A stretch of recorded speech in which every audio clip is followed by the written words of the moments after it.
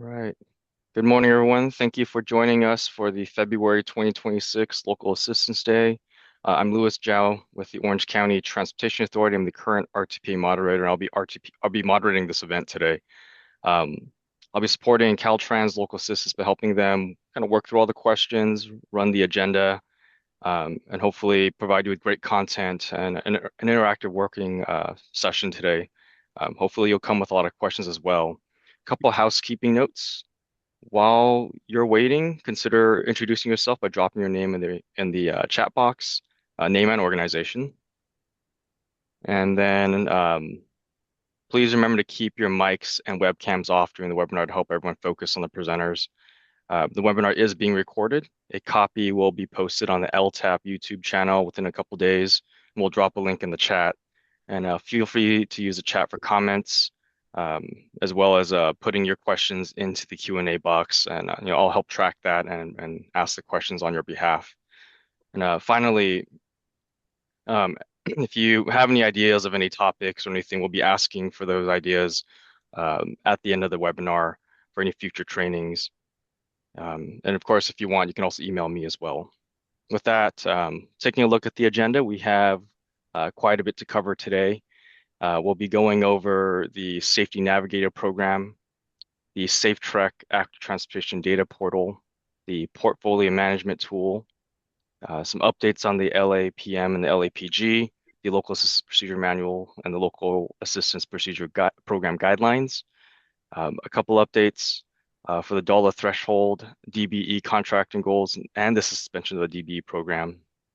A sample QAP or QAP, first the final inspection and final material certification submittals and the Buy America requirements for manufactured products. We'll also have an update on the right-of-way certification approvals for the level 3 and 3W, and along with some updates on the 13E as well. And then CalTAP will provide training updates before we close at around 11:30 or so. Let's see, with that, I'll hand it over to Mark Samuelson with Local Assistance, who will provide a brief update. Hey, thank you, Louis. Once again, Mark Samuelson with Local Assistance. Welcome. So, Local Assistance Day, this is an opportunity for us to share what's happening in local assistance, changes in our funding, training opportunities, policy changes with our local partners. And the goal is really to help improve our project delivery and implementations of our funds. As mentioned earlier, thank you, Louis. We're going over the agenda. We do have a lot of updates, as you may be aware.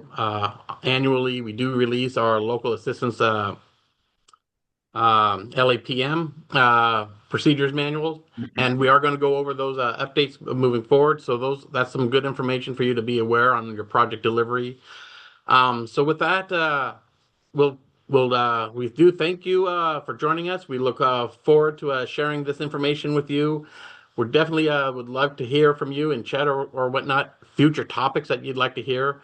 And with that, we'll go ahead and get this agenda and training starting. Thank you for attending. Back to you, Scott.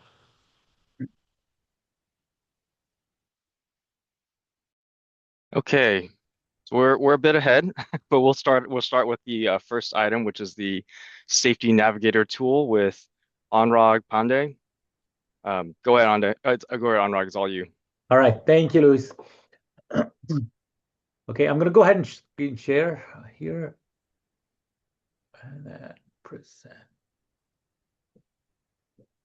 Good morning, everyone. Thank you for being here. And thank you for California LTAP to CalTAP to give us this opportunity to present in front of the audience here. So I'm Anurag Pandey. I'm professor of civil engineering at Cal Poly San Luis Obispo. And I'm the director of the newly established program called Safety Navigator for California Communities. And we aim to provide technical assistance, especially with respect to safety-related grants, and trying to make sure that our California communities and tribal communities and local communities are putting in the strongest possible applications to apply for federal and even state grant funding. And as as they're getting those grants and they are in a better position to utilize those funds and deliver the safety improvements on the ground. So I have a very brief presentation. I'll be happy to, and it's full of QR codes. So I'll share some links via these QR codes. So you're welcome to, take out your phone, and if you want to just kind of go to those links and sign up for things, please feel free to do so, at least on my presentation. So here, just a brief detail about it's a Caltrans funded initiative, and I want to acknowledge Daniel Burke, who we work very closely from Caltrans Division of Local Assistance, and he's been very supportive of us, helping us do the outreach to you all and making sure that we are making those connections. We just recently got established, so it's a Caltrans funded initiative that was set up back in December. So we are still very, very new, and we intend to work closely with our partners at CSU Long Beach and Tech Transfer at Cal Berkeley, and we intend to work closely with them to kind of complement our programming alongside their programming. So what are the key things that we hope to offer to you all? That is the statewide no-cost trainings tailored to federal discretionary grants application, like build program. That is right now the RFP is out for that, the notice of funding opportunity, and then SS4A. Again, it's a federal program. So we are targeting those programs. So when the RFP for those programs or notice of funding opportunity, I should say, is out for those programs, we'll have webinars specifically tailored to those programs. But when, year round, we hope to provide technical assistance via webinars. So we'll have monthly webinars, and I'll provide some details of what we recently did and what's coming up next in next few slides. But we also offer one-on-one meetings. So I'll share the link to our website where you can request one-on-one meetings in case you are worried about or you're wondering about a technical topic or related to transportation engineering broadly, but traffic safety in particular as well. And then so that you all are prepared when you're submitting those applications year round. So it's because a lot of these applications have to be looked at, not necessarily just for that grant program, right? This also becomes maybe because as we all know, not all funding comes from one source. So we might have to, whatever preparation we do for one grant application, we want to be able to reuse it. So our goal is to provide these year-round technical assistance. So regardless of what programs are coming up, you are better prepared for those. So please feel free to reach out to us. We emphasize practical guidance. We prioritize support for rural, tribal, and underserved communities because that's where we have realized in talking to stakeholders, that's where the most needs are. Obviously, we are open to everyone reaching out to us and seeking our support. If there's anything that we can do for you, please feel free. And the QR code, as some of you have not already checked it out, this is to sign up for our monthly newsletter. So we send out one newsletter every month. It has the details for the next upcoming webinars. It has some other sources. It has some news about what's happening at the federal level. What are some of the new programs, some innovations that may be happening in other parts of the country that we might be able to adapt. So yeah, a lot of good content, but only once a month. So feel free to sign up here. I'll leave that up for maybe another 10 seconds. Okay. And yeah, feel free to ask questions. I'll be happy to respond to them at the end of my presentation. Okay, next slide. I'm going to go. Okay, so this is our recent webinar. This is on Build Grant. We did that on February 4th. We talked about what are the major changes, how do you avoid major eligibility and submission pitfalls, and then in our discussions with the Office of Infrastructure Delivery with the feds at Federal Highway Administration, we got a detailed chat with them, and we learned about some pointers that we wanted to give to our local communities. So we provided those pointers about Tier 1 and Tier 2 review and how this rounds of application is different from previous round and what are the major changes. So if you are interested if you're submitting the Build Grant application, here's the QR code that takes you to the video recording of the webinar that we just did in February. So you get a flavor for what type of assistance we are providing. But again, there is a lot more information that you can get from one-on-one sessions as well. But this takes you to the YouTube recording it takes you to the YouTube video that has the recording of our webinar on February 4th. Okay, and I know the deadline is 24th, so I'm not sure if that will still be helpful, but something to keep in mind as a resource and get an idea for what type of webinars we offer. I'll give it maybe another 10 seconds or so if folks want to use that QR code.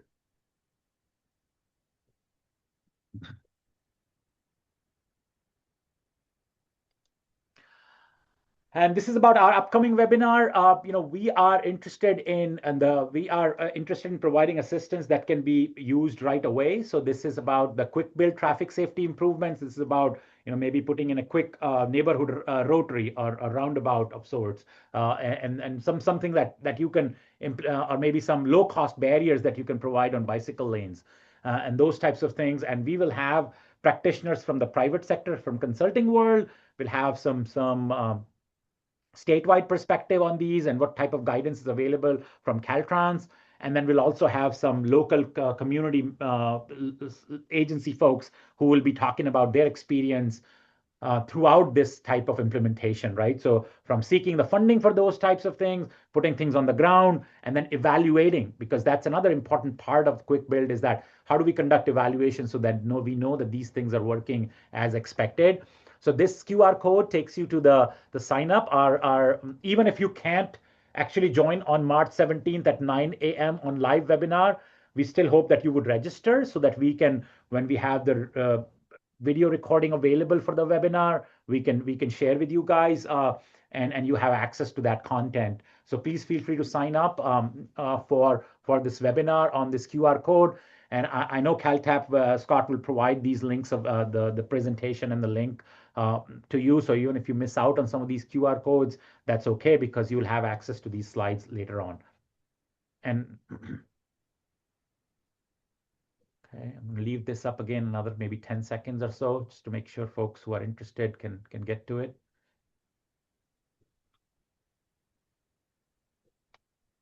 Okay, so just key takeaways and next steps. So feel free to email us. This is our email address, safetynavigator@calpoly.edu, safety-navigator.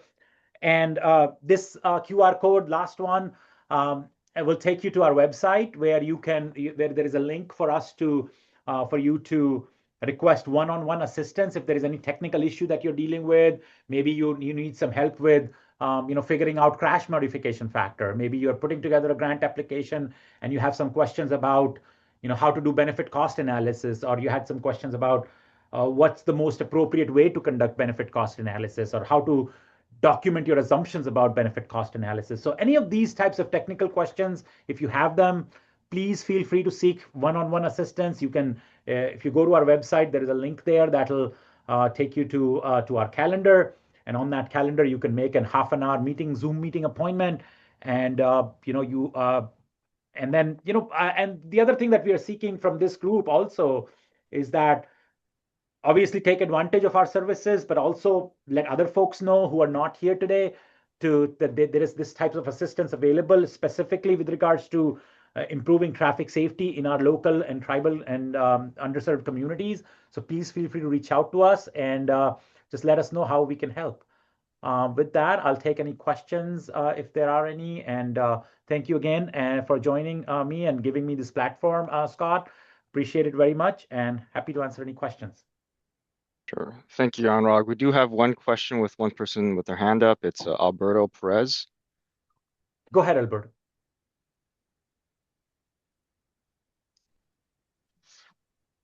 Not sure if I can unmute him.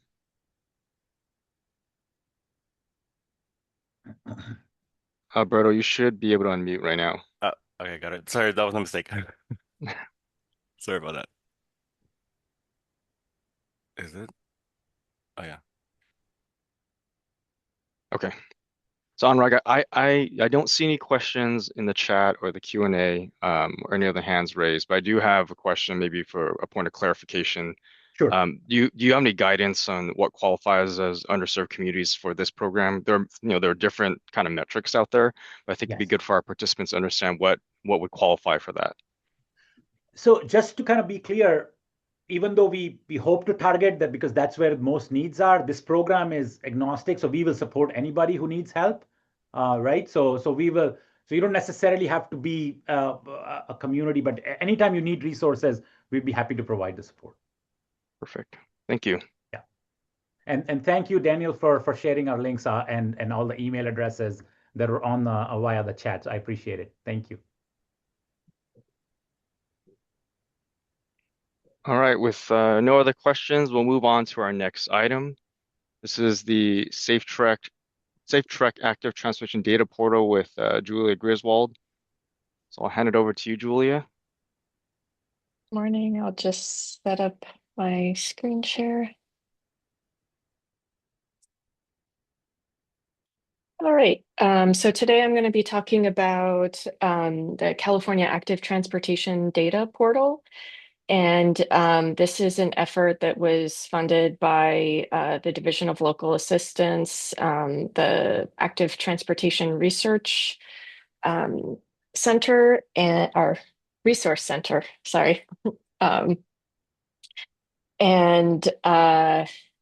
I'll talk a little bit about the project background and our deliverables, and then I'll pass it off to my colleague Fiona Norton, who will do a demo of the system. So we have some overall project goals for this effort, which include improving active transportation data collection by setting statewide standards. We're establishing a statewide count clearinghouse. We want to make data accessible to communities around the state, overlapping jurisdictions, being able to fully utilize the data, having it available to researchers. And then we want to make sure it aligns and integrates with existing and planned active transportation data efforts. And that includes compatibility with other Caltrans systems, like their linear referencing and the Transportation System Network Replacement Project, which maybe this audience is not as familiar with. So a little bit of a project background. The original system, which was called the Bicycle Data Clearinghouse, was developed by UCLA and SCAG back in 2012. This was just for bike counts in the Southern California region. And in 2017, that system was rebuilt and moved over to SCAG as the host. It was called the Active Transportation Database, and that included pedestrian data. And so this was a tool for SCAG to support the communities in the SCAG region for their reporting needs on the ATP, among other things. Then in around 2020 to 2022, Caltrans and SCAG began conversations about transitioning this to be a statewide database. And the UC Berkeley SafeTREC was contracted to host that new system. And so in 2024, we migrated the old SCAG Active Transportation Database over to UC Berkeley servers. And then we've been rebuilding this system with new capabilities, and the preliminary system was released last year. And the original Active Transportation Database had like a mapping interface.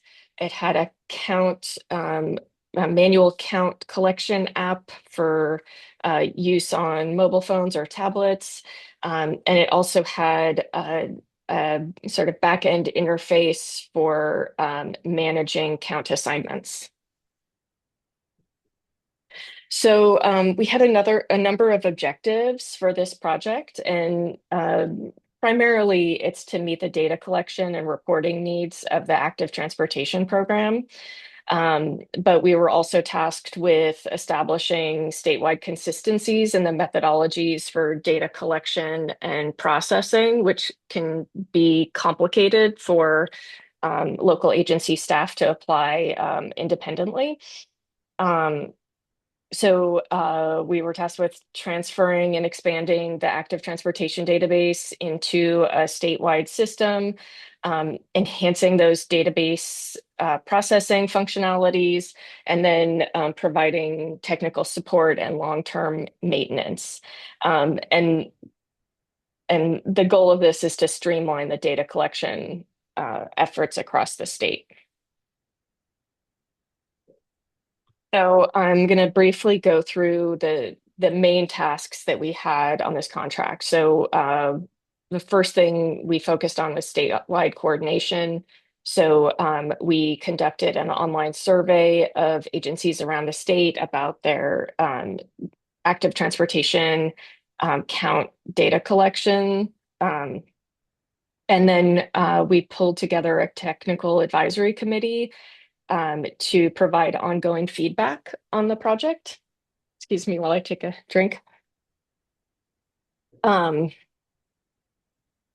yeah, so those folks have given us a lot of input about what new features they were looking for in the system and what problems they had with the old one that could be improved. So the review and guidance is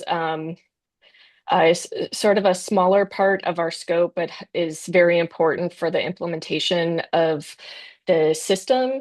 So we were tasked with finalizing the statewide count guidance for active transportation counts. So for any of you involved with ATP projects, you may know that there's been interim count guidance for a number of years. And we're working on updating and finalizing that guidance. And then we're developing memos or chapters for our final report on a number of data processing tasks that will be at least partially incorporated into the system for automated processing of data. So that includes temporal adjustment factors. So that's adjustment factors that can help take short-term counts and use those to estimate average daily traffic. We also have an accuracy adjustment factor methodology, so helping to account for the sort of systemic inaccuracies of some count devices, like occlusion when a device counts two people as one, for example. And then data validation procedures. So we know particularly with automated counters that you can have some issues with those devices occasionally, and we have some automated checks that will flag suspicious values. So this task for us was defining the methodologies that would be used for each of these so that there can be a uniform processing of data across the state. So we also are working on collecting data sets from jurisdictions around the state. We are particularly interested in data from automated counters. So if you have eco counter devices, MyoVision, traffic cameras that collect counts, any other device, we are agnostic to the vendor. We're very interested in loading data in the system. We're most excited about automated counts, but we can also support loading any short-term count studies into the system. So you can email us at catdataportal@berkeley.edu. So our main task on this project is developing this new system. I just have a couple screenshots here. The big difference here is that we have a data dashboard, so you can view summaries of the data. The view here at the bottom is looking at all of the data in the system and summarizing that, but you can go down to different agencies that have collected data or specific devices and view those data summaries there. And Fiona will be showing more of this shortly. And then lastly, we have marketing and training tasks. So this is part of our marketing. We want to encourage folks to use this system. And if your agency is interested in learning more about the system and receiving training to use the system, we are very eager to help you. And you can email us again at catdataportal@berkeley.edu to get that support. And that is it for my presentation, so I can pass it on to Fiona.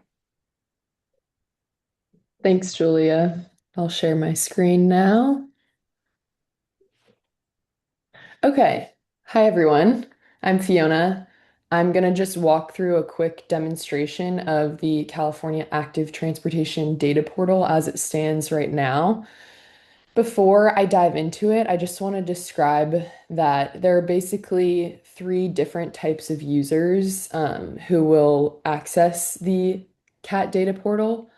The first type of user would be an administrative user, and these are people who will register agencies and manage count data and assignments for staff to conduct manual counts.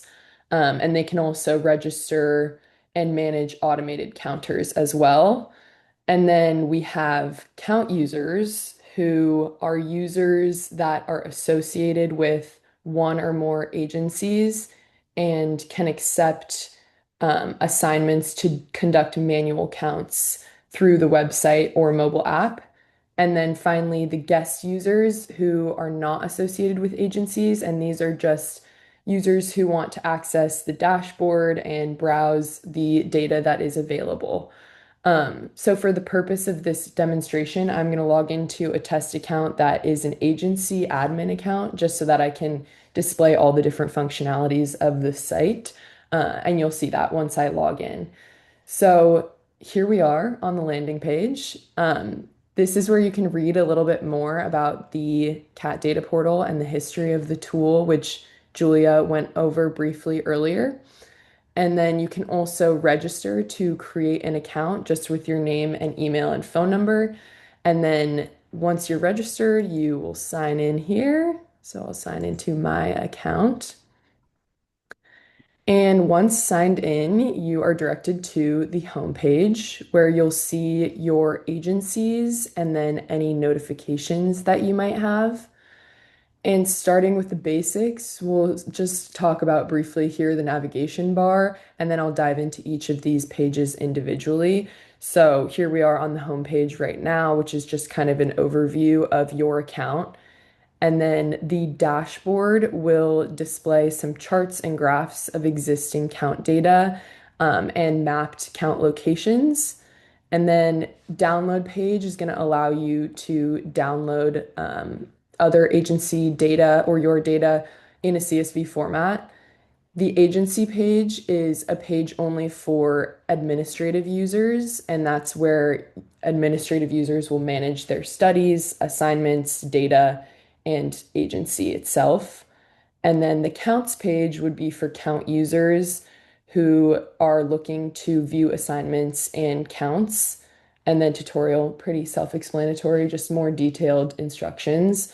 And then over here, this is where you'll access the count app, and that is for the count users to conduct manual counts. So starting here on the homepage, which I've already described a bit, but agencies section is basically just going to show any agencies that you are associated with. So it'll be blank the first time you log in, likely because you're not already associated with an agency. And then notifications is just going to show you important information. For example, if you have a count assignment that's due soon, that would show up here. And then you also have the option on here to join an agency. So that would be you'd select your agency from the dropdown and offer your help to inform the agency that you would like to join, and then they will either approve or deny that request. And then additionally, the option to create an agency, which would be for an administrative user, and you'd fill out some information about the agency and submit that request to the CAD data portal system admin, and they would approve or deny that request. So additionally, as an administrative user, you'll automatically be a count user for your own agency, which is why you'll have access to the count app and the counts, and you could theoretically accept assignments for your own agency. You also have the option to participate in multiple agencies, which is what I have here. These are both just test agencies that I've created. But you just would want to switch into your preferred agency before you're conducting counts or doing anything on the data portal. Okay, and then moving into the dashboard, which Julia described earlier. So this is something that all users would have access to. It's where they can view a summary of counts from all agencies. You have the option to filter for a specific agency if that's something you're interested in, as well as filter by a mode, collection type, location type, or specific time period. And then here in the middle is going to be just a summary of all the counts that have been filtered through whatever you've selected. So that will display total overall counts, total pedestrian counts, bicyclist counts. And then we have the percentage of counts by location type and by collection type. And then a yearly volume and a daily volume. And since I haven't filtered, this is just all historical data, which is why these graphs are not very useful at the moment.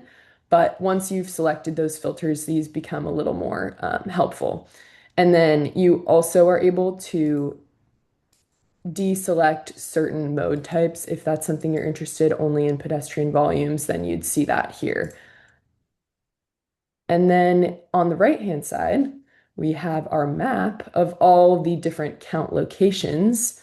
So each count site is represented by a pie chart, which is just displaying the percentage of counts by specific mode type. So this is pedestrians and bicyclists. And then if you see one with a few more colors, that will also include other wheeled devices as well as wheelchairs.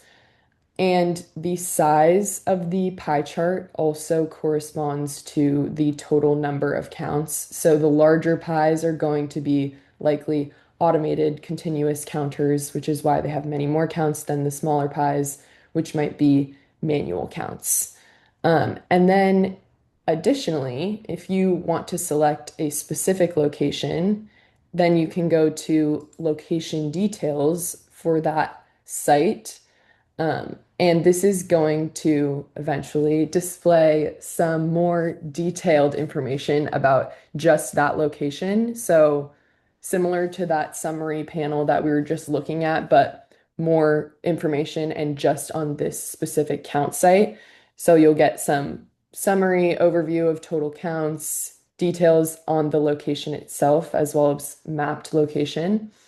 And then distribution by mode for weekday, weekend, and then overall, just because weekdays and weekend days can differ so much. So we do separate those in a few of these charts.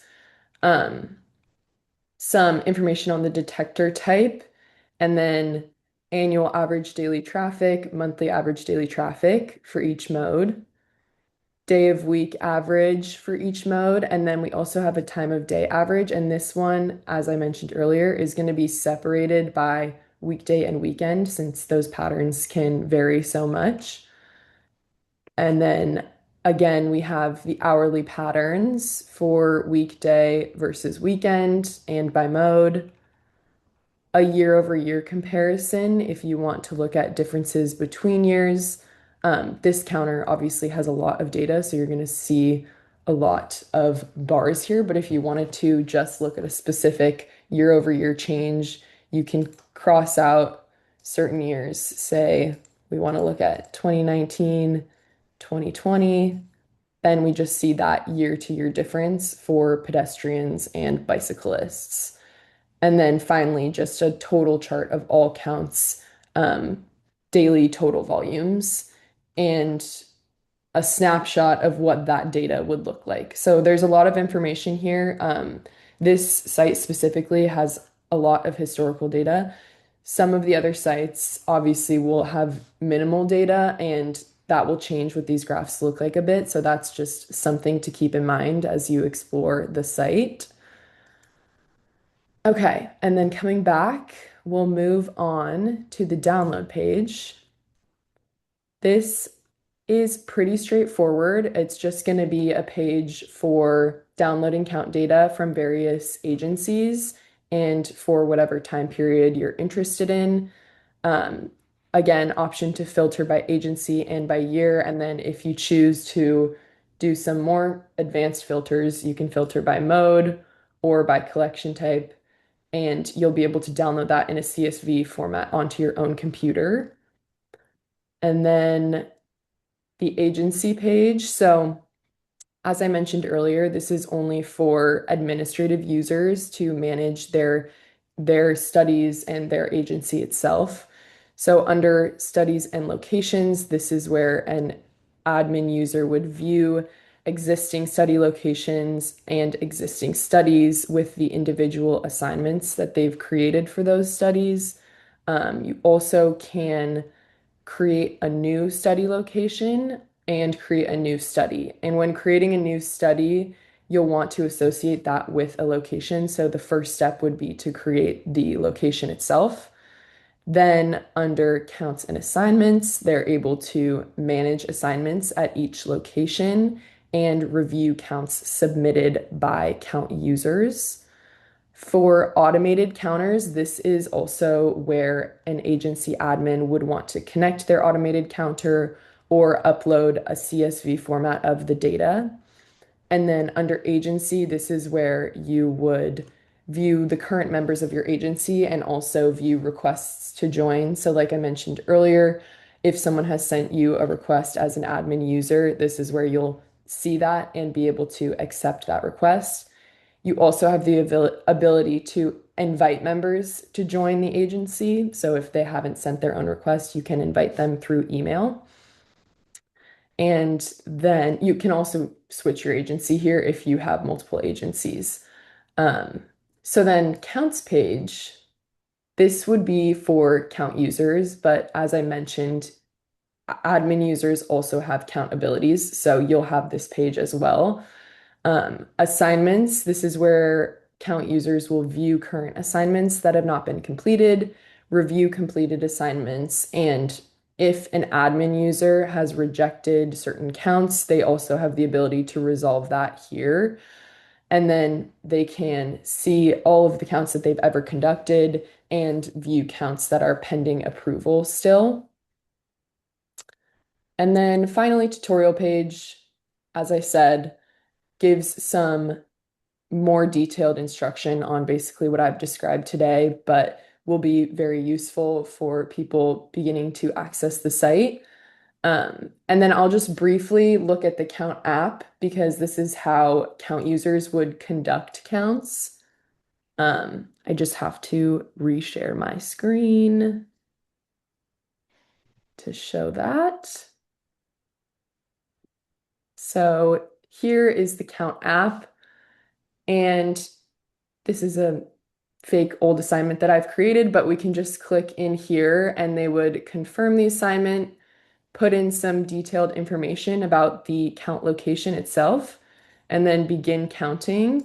So depending on what the assignment looks like, it'll be a certain time frame, and then pedestrians and bicyclists, or just pedestrians, just bicyclists, with the option to add information about direction, age, gender, and whether or not they're wearing a helmet if it's a bicyclist count. And then they would finish counting and submit that, which I won't do because it's not real. But you get the idea. So that is an overview of the CAT data portal. And if anyone has any questions, we'll be happy to try to answer those. I know it's a lot of information, so hopefully that was a good taste for everyone. Thank you, Julia. Thank you, Fiona. Any questions? If you do have questions, please use the Q&A feature so we can manage the questions. And while we're waiting for any to come in, I do have a quick, probably dumb question. Um, do you, as you were going through the tool, do you have any tutorials or anything? Because for me, when I was looking through, as you were clicking the labels and unchecking them, it wasn't intuitive for me to do that. So are there any like resources available for us offline to go through the tool ourselves and go through some of the features in there? Yeah, so if you go to the CAT Data Portal website, which is just catdataportal.berkeley.edu, you'll be able to look at the tutorial page, and that should have some documentation. It's still in progress, so we're Mhm. working on updating documentation as we make updates to the site, but soon, hopefully, it should be very detailed. But for an overview, yeah, that should be the best resource right now, I believe. Okay. And then one more question, mainly about the data collection. You mentioned that you're kind of data counter agnostic. Is there any guidance that you're going to release, or do you have any guidance out there on how you want that data or how you want it to be presented?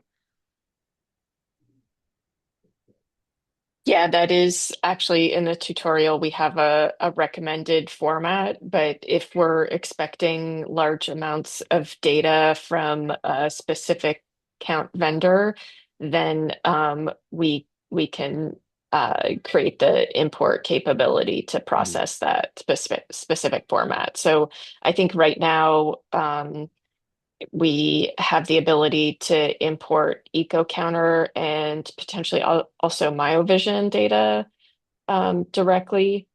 And yeah, we're open to doing more, and particularly interested in any vendors that have APIs and the ability to automate the importation of data. Thanks for that. So we did have a question come in. Um, we as agencies can upload our data, but will the data be accessible to anyone in the public? Yes, that is the goal of the system, to make the data accessible. Okay. Not seeing any other questions. All right, Julia, Fiona, thank you for that. We're going to move on. Thank you. Thank you. We got one more question, Louis. Oh, sorry, Julia, Fiona, you got to come back on. We have one more question. Just came on as you went off. Um, so this person is with the city of Eric, who is with the city of Fremont. They have multiple traffic camera systems in place that have auto data collection capabilities. Instead of asking a number of questions, will a better way to schedule a separate chat to discuss further? Yeah. Hi, Eric. We met at the um, uh, Vision Zero Academy in DC a couple years ago. So yes, I would recommend emailing the CAT data portal at berkeley.edu email, and then you can get connected with our most technical folks who can help with making that connection. Okay, and give it like 1 second to see if anything pops up before you Oh, both leave. All right, I think that's it. Now you can go, Julia, All Fiona. right. Thank you. Thanks. Okay, so moving on to the portfolio management tool with Robert Kopfel and Hao Dong. Again, if you have questions, please use the Q&A feature. It helps us manage the questions and answers. Good morning, everyone. So let me share the screen.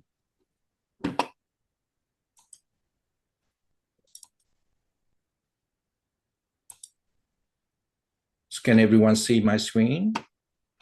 Yes, we can. Okay, thank you. So this is a portfolio management tool that we've been emailing to district and RTPA every month.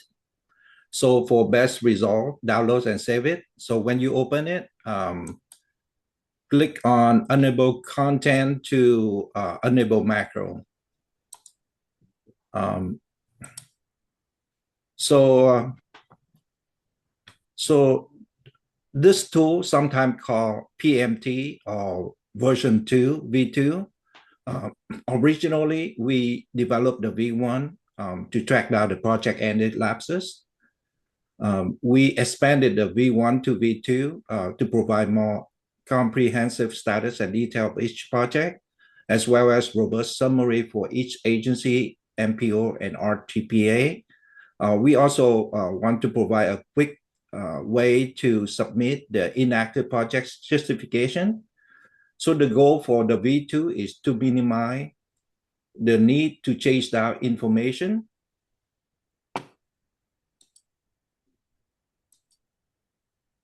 So this tool is always in process. We always add more data or try to make the tool better.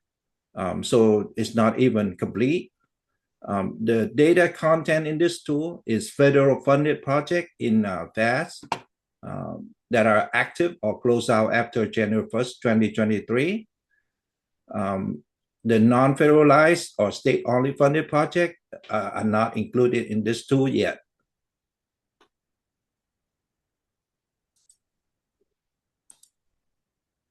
So we update this tool monthly. So at the beginning of every month, we pull data from many different sources, which include the FHWA database system, Caltrans database system, and then we pass the data set to our VBA script to clean the data set and to reduce it to a single useful data set so we can displace it in this visual interactive tool.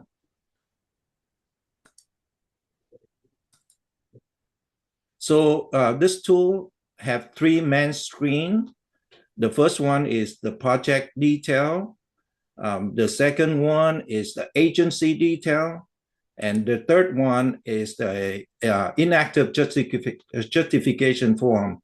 So this allow you to submit the justification directly to the DLAE.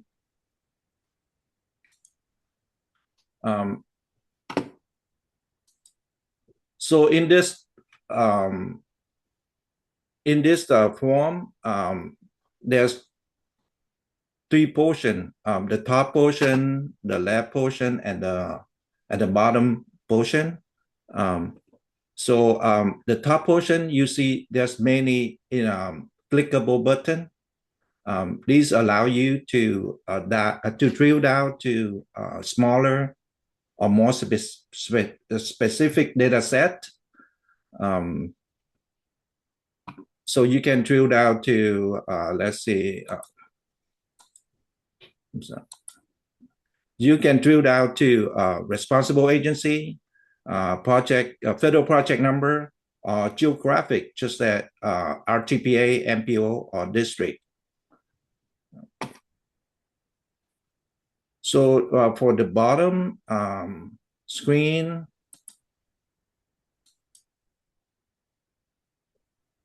the bottom screens will show you the list of all selected projects, snapshot of detail to monitor progression of a project or processing of authorization request.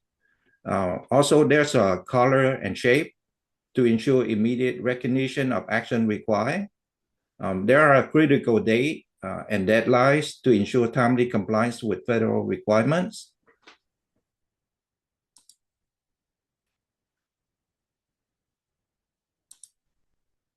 We organize the data in this tool from top to bottom. We put all the active projects on the top. Active projects are projects that under responsible agency control, such as a brand new project, progressive project, or project completion. Then we put closing project next. The closing project are projects that under Caltrans accounting control when the closeout process started. And then at the bottom, we put the closed project. These are the complete project, withdraw project, or transfer project. So at the bottom screen, you can slide up and down to the left to see more section. You can use the navigation menu up here to go directly to the section that you want to view. So let's see if you want to see the PED, project end date, and lapses. So so this column will let us know whether a project have a PD lapses. So let me go back one more, back one screen. I skipped this one. So when you want to export the list, you can just click on this button. It will allow you to export the data, the list in Excel, and then you can save it in different name, and then you can manipulate the data as any way you want. So it is a separate file.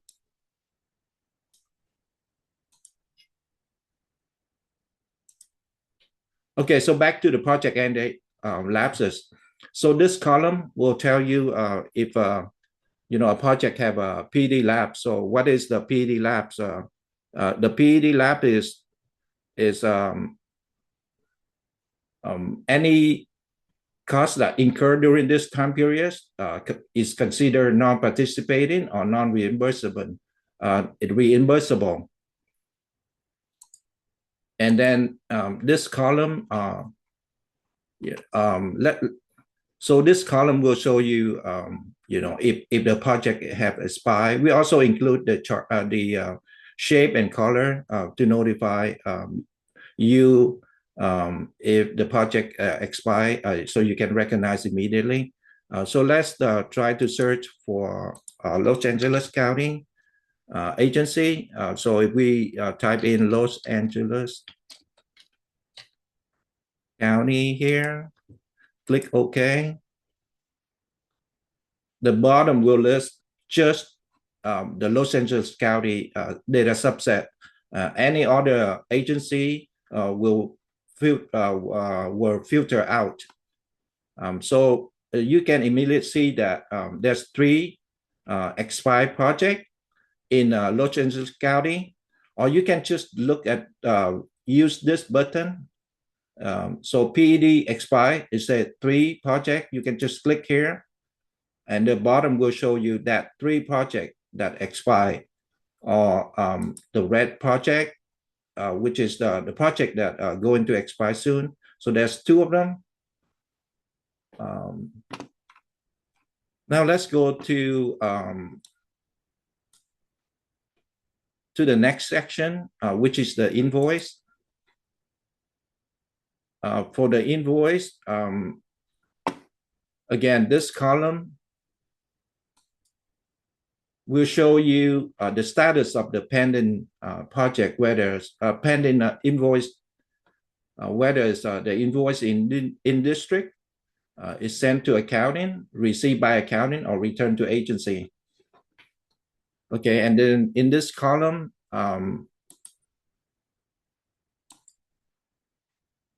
it'll tell you if a project become inactive and requires justification, or you can just click on this button up here. It'll tell you the number of projects that require justification. So if you click here, it'll list the number in Los Angeles County agency that require justification. So the first one, there's a 1 inside.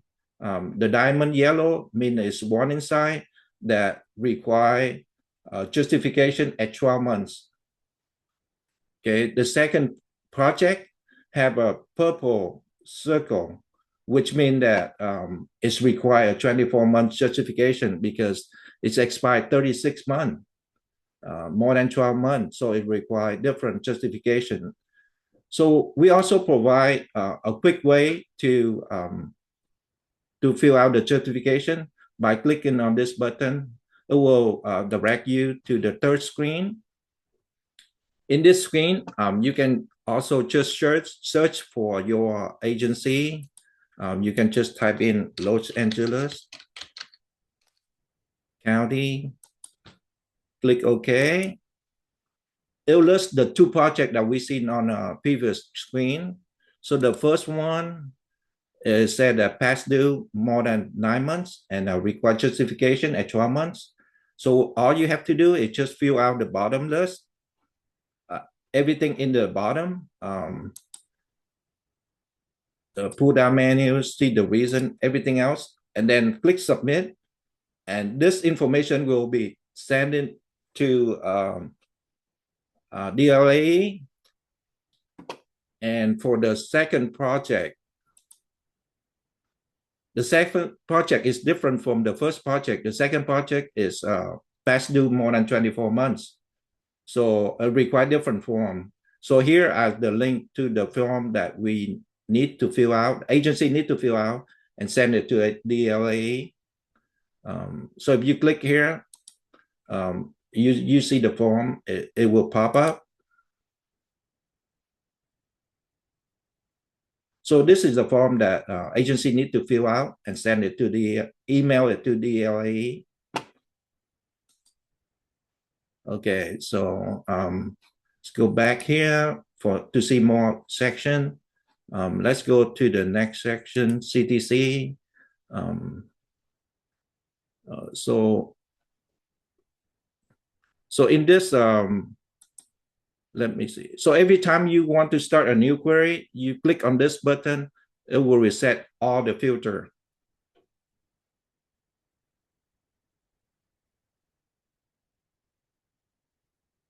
So take a while, it's pretty slow, okay. So we go here and this section will show you if the project has CTC, timely use of fund associated with the project. You can filter the project by PP&O. And then you can see the most recent allocated phase right here. Associated program, and also the color of money on the project. So either federal or state. And agreement. You can also, in this section, you can also check the status of the agreement, whether it's sent to accounting, received from accounting, sent to local, received from local, or executed when the area engineer signed it. And then the third screen will be the agency level or agency detail. So this is an agency detail screen. It's summary. It displays a summary for each agency that had project with Caltrans since January 1st, 2023. We can, similar to the project detail, you can drill down to responsible agency, agency code, or the geographic district, RTPA, MPO, or county.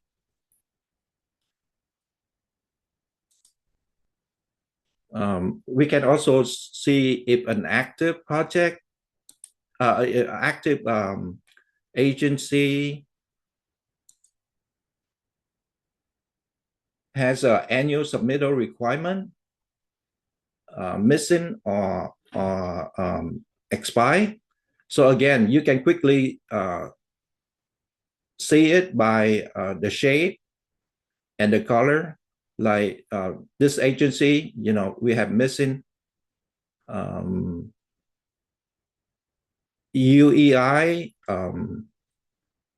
QAP, and Form 9C.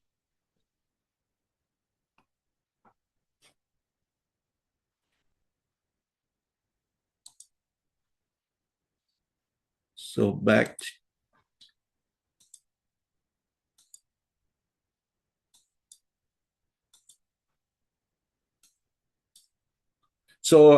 by the way, my name is Howdon. I'm a District 1 area engineer, and I am also the project programmer. Robert Crawford is a District 1 area engineer. I'm sorry, I am District 2 area engineer. And Robert Crawford is District 1 area engineer. He's a project manager. And he also the DLA data expert. So if you have any question, please email to us. We would like to hear from you so we can improve the tool, make it better for us. That's all I have for today. If you have any question, please let us know. Okay. Yeah, we're very excited to bring this tool to you. In other words, there's a lot of in the past, it was very difficult to find out where the status of everything was. And so with this tool, it gives you an opportunity on a monthly basis to look to see where all of your projects are, all of your federal projects. And so as soon as they go into our processing engines in the district, the local agencies are able to see their projects. They're able to see the authorization dates. They're able to monitor their project end dates to see if something's lapsing. They're able to look at projects that have timely use of funds, and because we don't want anyone to accidentally overstep those deadlines. We can look at in-house allocations. We can check on status of PSAs. We could look at the annual submittal forms. One of the biggest comments that I hear is, first, it's overwhelming when people first look at this, but the only thing that you need to do is just put in your agency name under responsible agency. Everything is color coded so you can see where you need to focus your attentions. And then if there is something that you don't understand, you could always reach out to the district staff, or you can reach out to me also, and we can kind of help you understand what it's kind of telling you needs to be done. But it's very quick to review a large set of data. And so we've designed it for multiple users. And if there's, let us know what works well, what doesn't work, so we can always continue expanding it. And we're, as Hal said, is that it's always evolving and we're always adding more and more data to it. So we greatly enjoy the opportunity to present this to you. All right. Thank you, Hal. Thank you, Robert. If anyone has questions, please use the Q&A feature. We did have one come through regarding where it's available. I know this is updated on a monthly basis, so maybe you can answer that question. Will you be setting it out, posting it? Yes. Right now, Hal talked about the version 1 and version 2. The PED tool is posted on the internet, and anyone could go to that. With the version 2, it's something that we email out to the local agency, and so we have a distribution chain of it going out to the districts and the MPOs and the RTPAs. And so if there's anyone that's not getting a copy of it, we can find a way to make sure that you do get a copy. So it is being emailed out, but there is not an internet location for this V2 version. So it's all via email. So Carrie is asking how does she obtain the V2 version? Should she just respond to or send you an email, or how email? Sure, that's fine. Okay. So let me see. Not seeing any other questions. I do want to give you both the kudos on this. I know this is something the RTPAs have been asking for, and this has been very helpful with figuring out when our projects essentially end, when we have to spend our money.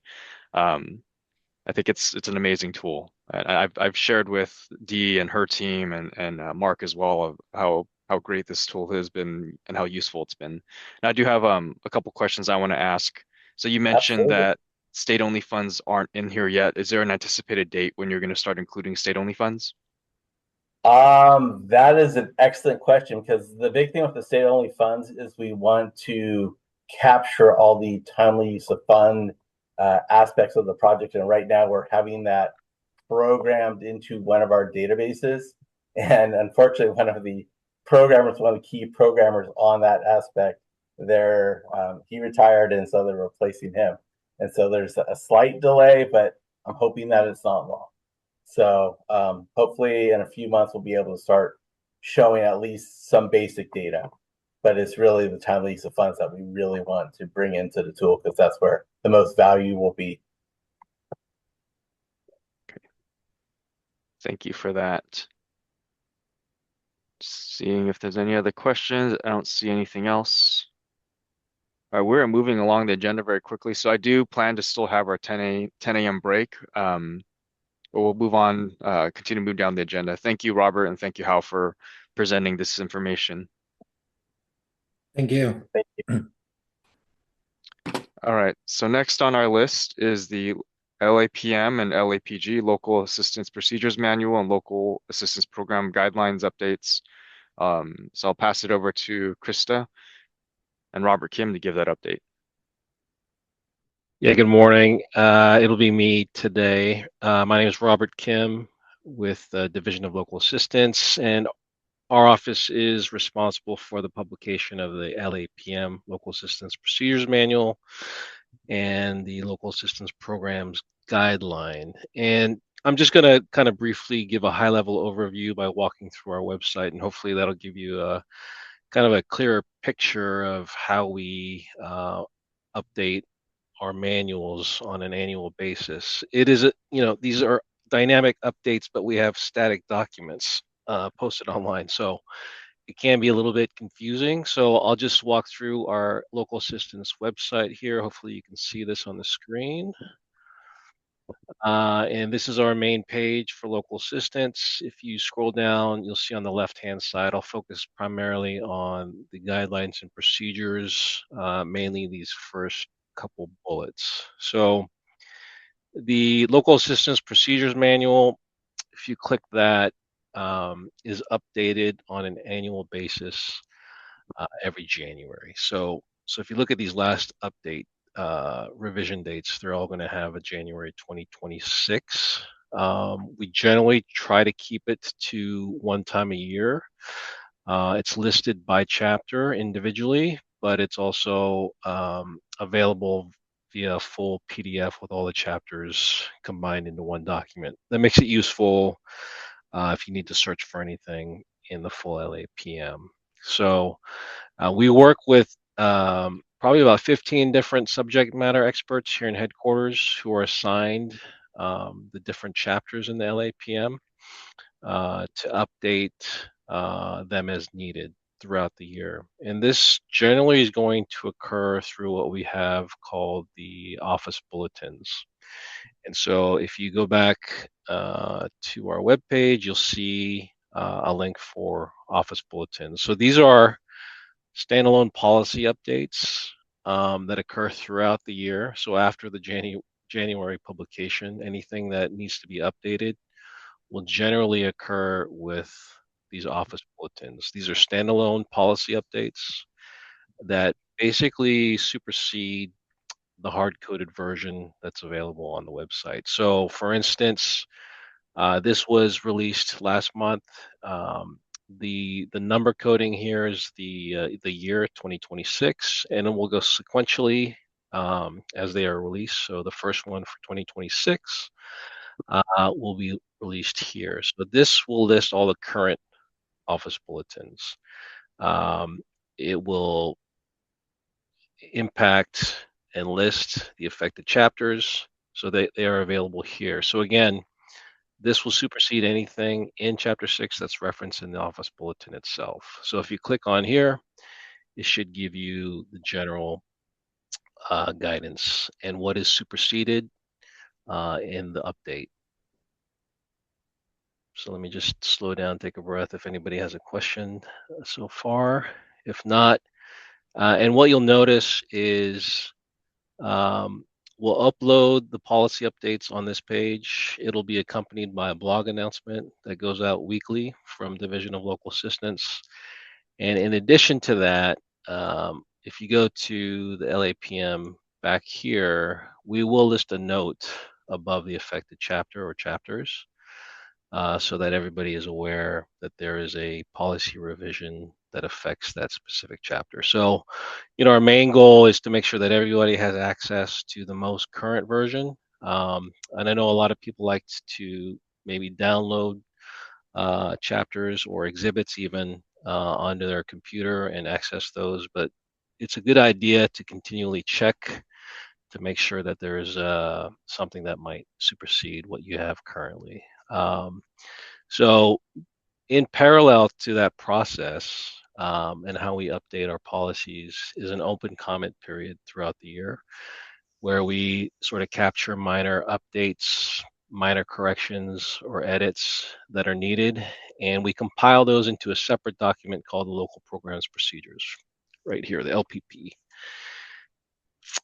And this document is released in concurrence with the January publication. So what this has basically are all the minor edits throughout the year, in addition to all the office bulletins that were published during that year. So this was released in January.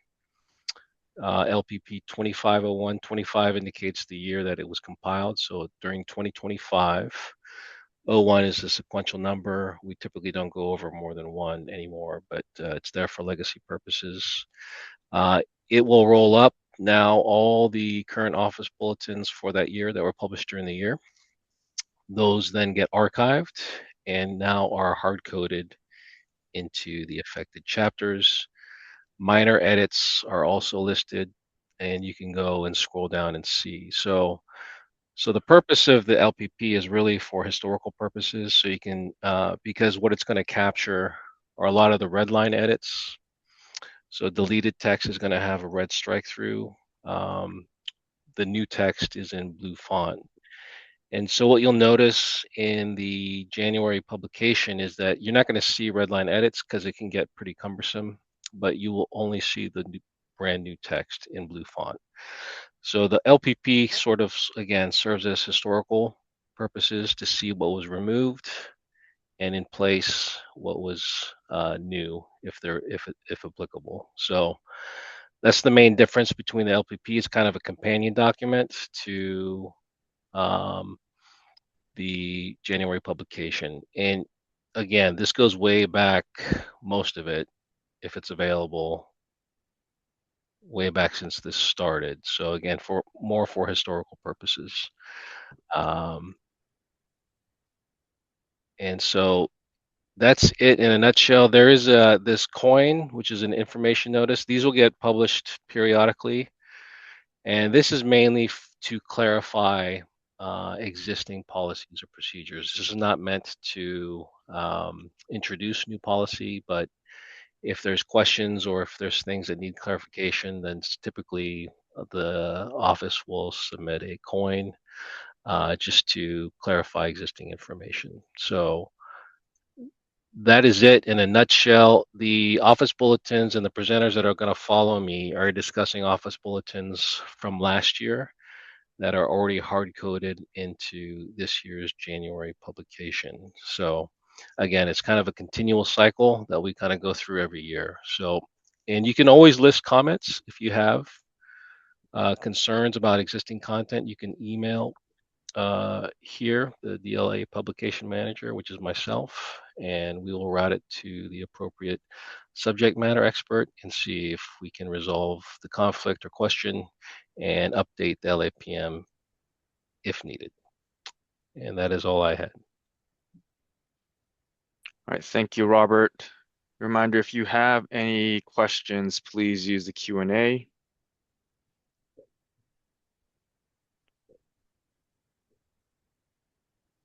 All right, I'm not seeing any, Robert, so you may be off the hook. All right, thank you, Robert. So I want to check in with Pauline to see if she's available to head into the next set of next presentation, since we are moving fairly quickly through the agenda. Let's see. If not, how about we take a quick, maybe 15-minute break? We'll reconvene around 10:03, and then we'll jump into our next set of materials. Thank you all.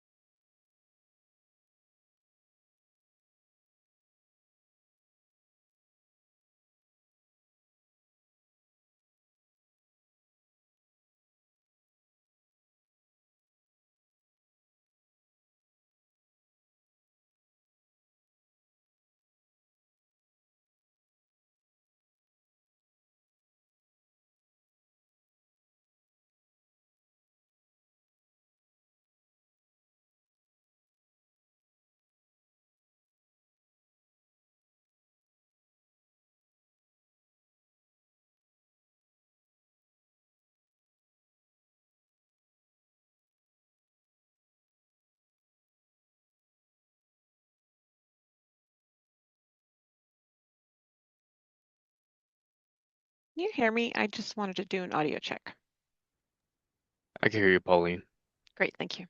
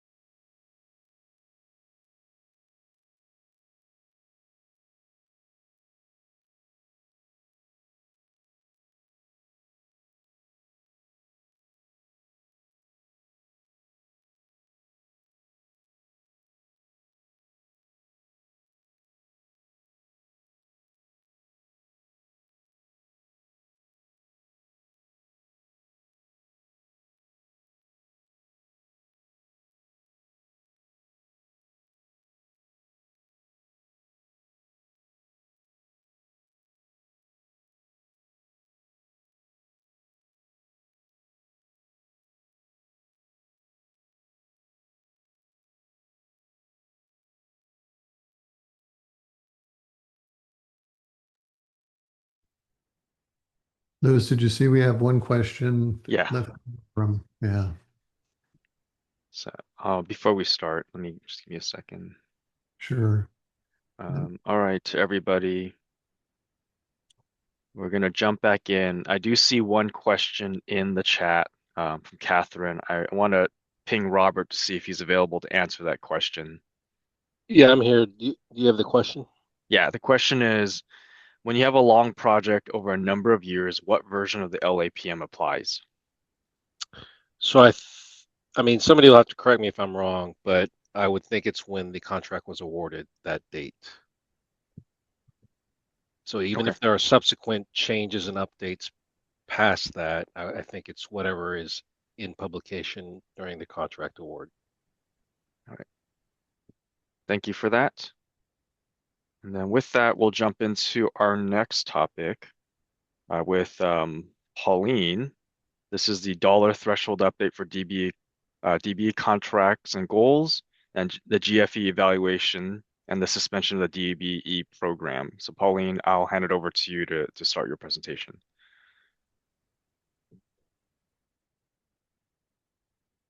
Sure.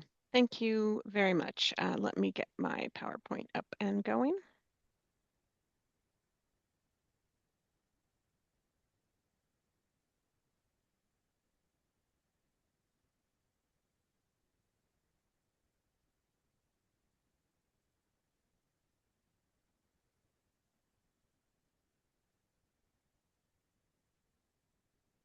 All right, thank you. Again, my name is Pauline Valenzuela. I am the Office Chief of Local Civil Compliance. Sorry, Pauline, just sorry to interrupt. We don't see your screen or presentation.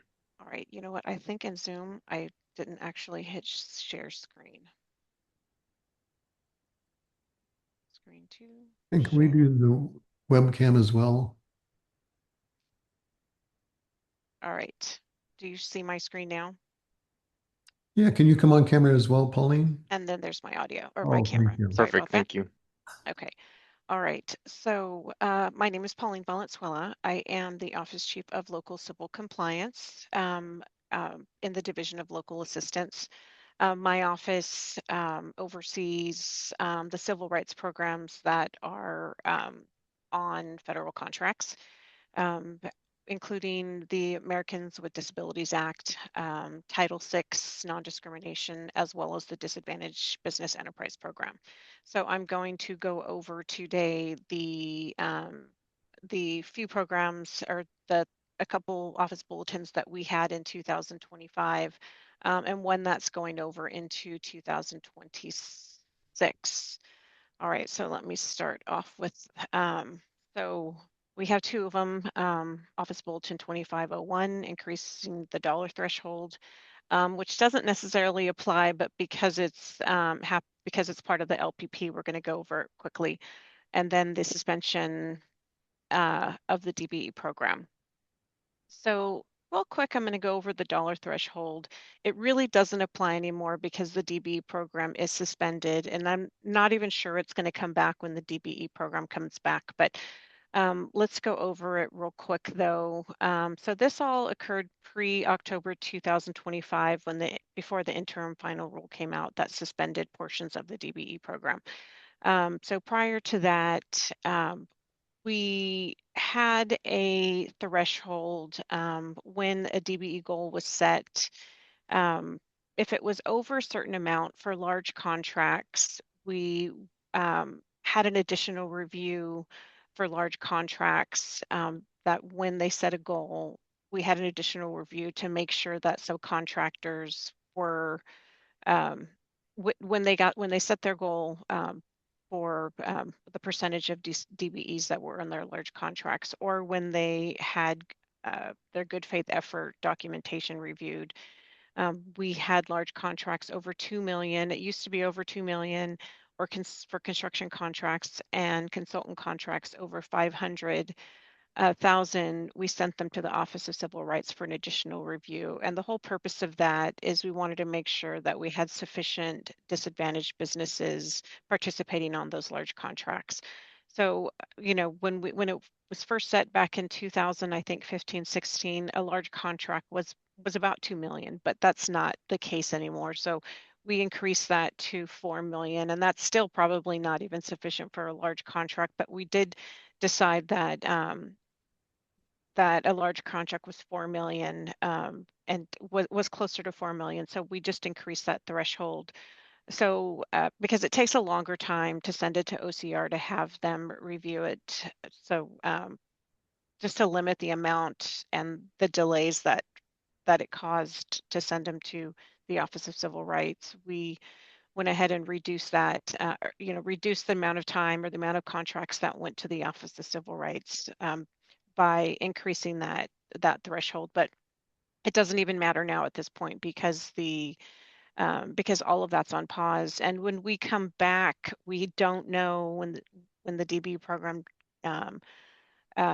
when it gets off its suspension, we don't know if there's going to be thresholds that come back because it may change. The formula for goal setting may change when it comes back. But the whole purpose of this office bulletin was just to increase that threshold that got the additional review for the goal setting and good faith effort. So right now it doesn't even apply. But that's one of the office bulletins that was in the latest LPP. The one that's probably of more concern, well, this still goes back to the threshold. The reason that we had the threshold and the review of the larger contracts was to ensure that large contracts provided appropriate opportunities for disadvantaged businesses. Oh, actually, sorry about that. So Office Bulletin 2507, Suspension of Disadvantaged Business Enterprise Program. That's the real one that we're dealing with right now. And most of you probably already know about it because it's been happening since October 2025. We first released Office Bulletin 2507 back in October of 2025. When the U.S. Department of Transportation released an interim final rule to 49 CFR 26, which changed the regulations related to the Disadvantaged Business Enterprise Program. And since then, we've had a few changes or updates to Office Bulletin 2507. So it's actually now Office Bulletin 2507 R2 for revision 2. So anything related to DBE and the interim final rule, we're still going to keep working off 2507. We're not going to change that until the DBE program comes back. So you'll see revisions to 2507 to the same Office Bulletin. Instead of new different office bulletins related to the same to DBE and the interim final rule. So overall, this office bulletin provides local agencies with procedures and contract administration practices to align with updated federal requirements and clarifying information steps for DBE for the program, as well as airport concessions and their disadvantaged business enterprise program. So the biggest change in the IFR released in October 2025 was the change in how you determine disadvantaged status. Previously, there was an automatic assumption based on the owner's gender and based on the owner being a certain race, as well as their personal net worth, showing that their financial status was under a certain amount for them to be a small business. The IFR eliminates that race and gender assumption. And it's replaced with a certain process that requires the owners to provide a personal narrative that demonstrates a real disadvantaged or real evidence of disadvantage, including examples of when certain incidences occurred and how it affected their education or employment or capital or business opportunities and what that impact was. So they're looking for real hard evidence and what happened, how it affected them, and how it impacted their lives, and how that created that disadvantage. So they have to write a personal narrative, and so that's the biggest change. There's no longer the assumption. Now they have to prove that they're disadvantaged. So with this new certification, the U.S. Department of Transportation across all of the United States has suspended all certified DBEs statuses until all DBEs in each state individually can be reevaluated under the new certification requirements. So with the suspension of DBE statuses, it basically brings the DBE program to a halt. Since there are no DBEs. So for each state is handling theirs separately. So we're California, so all California DBEs are currently suspended. So states are not allowed, right now, states are not allowed to reinstate their DBE programs till all DBEs within their state have been reevaluated. And in California, we have about 6,000 DBEs in our California United Certified Program Database, or CUCP. So our Caltrans Office of Civil Rights, which is our larger civil rights office here at Caltrans, they're tasked with building a new certification program with the IFR requirements. So they're notifying all DBEs in the database, and then they'll be reevaluating those currently certified in California, and then they will have a process in which they will reapply to become certified under the new certification requirements. And it's their option. So they'll be getting letters, they'll have a strict timeline of when they have to reapply. And there's a whole process that they're going to have to go through. Local assistance is not involved in any of that process. So we're not involved in any of that process. So if you have any questions, there's the dbe.reevaluation@dot.ca.gov. If you have any questions for them, and that's the Office of Civil Rights. But so DBE should be getting letters and going through that process. But until that's done, the DBE program in California is paused. So, and once we sufficiently reevaluate all of those in our current database, and we feel good that we've given them opportunities to reapply, and we meet all of the US DOT DBE requirements, then we can approach the US DOT and ask them if they or whatever we need to do, and they can determine when we can reinstate our DBE program. So it'll be up to the U.S. Department of Transportation to determine when we reinstate our DBE program again. And each state is doing the same exact thing. So in the meanwhile, there are a few things that continue to apply during this time. So for existing contracts that happened before October 3rd, 2025, if your contract existed before October 3rd and you had DBE goals on your contract, there's a couple things that still apply. One of them is termination. So if your contract, if you had DBE goals on your contract, so that's if it's October 2nd, I guess, and before, then termination procedures still apply. So you still have DBEs. You cannot terminate without just cause. There's 11 justifiable reasons for termination for DBEs. Those still apply. DBE counting does not apply. Oh, I think I actually missed that on there. So there's no DBE counting. Yeah, I think I'm gonna have to go back a slide. I think I missed saying that earlier. There's no DBE counting and there's no DBE goals, but termination does still apply. Actually, let me go back to that right now. I just missed that. I just realized I missed that. Let me scroll down a little bit more. I think I missed that on what I was going to say on that. Oops. So yeah, I totally skipped this bottom one. Sorry about that. But until the reevaluation is complete, there's no DBE goals that are set. So since there's no DBEs, there's no DBE goals that are set on contracts, and there's no DBE participation, there's no DBE counting.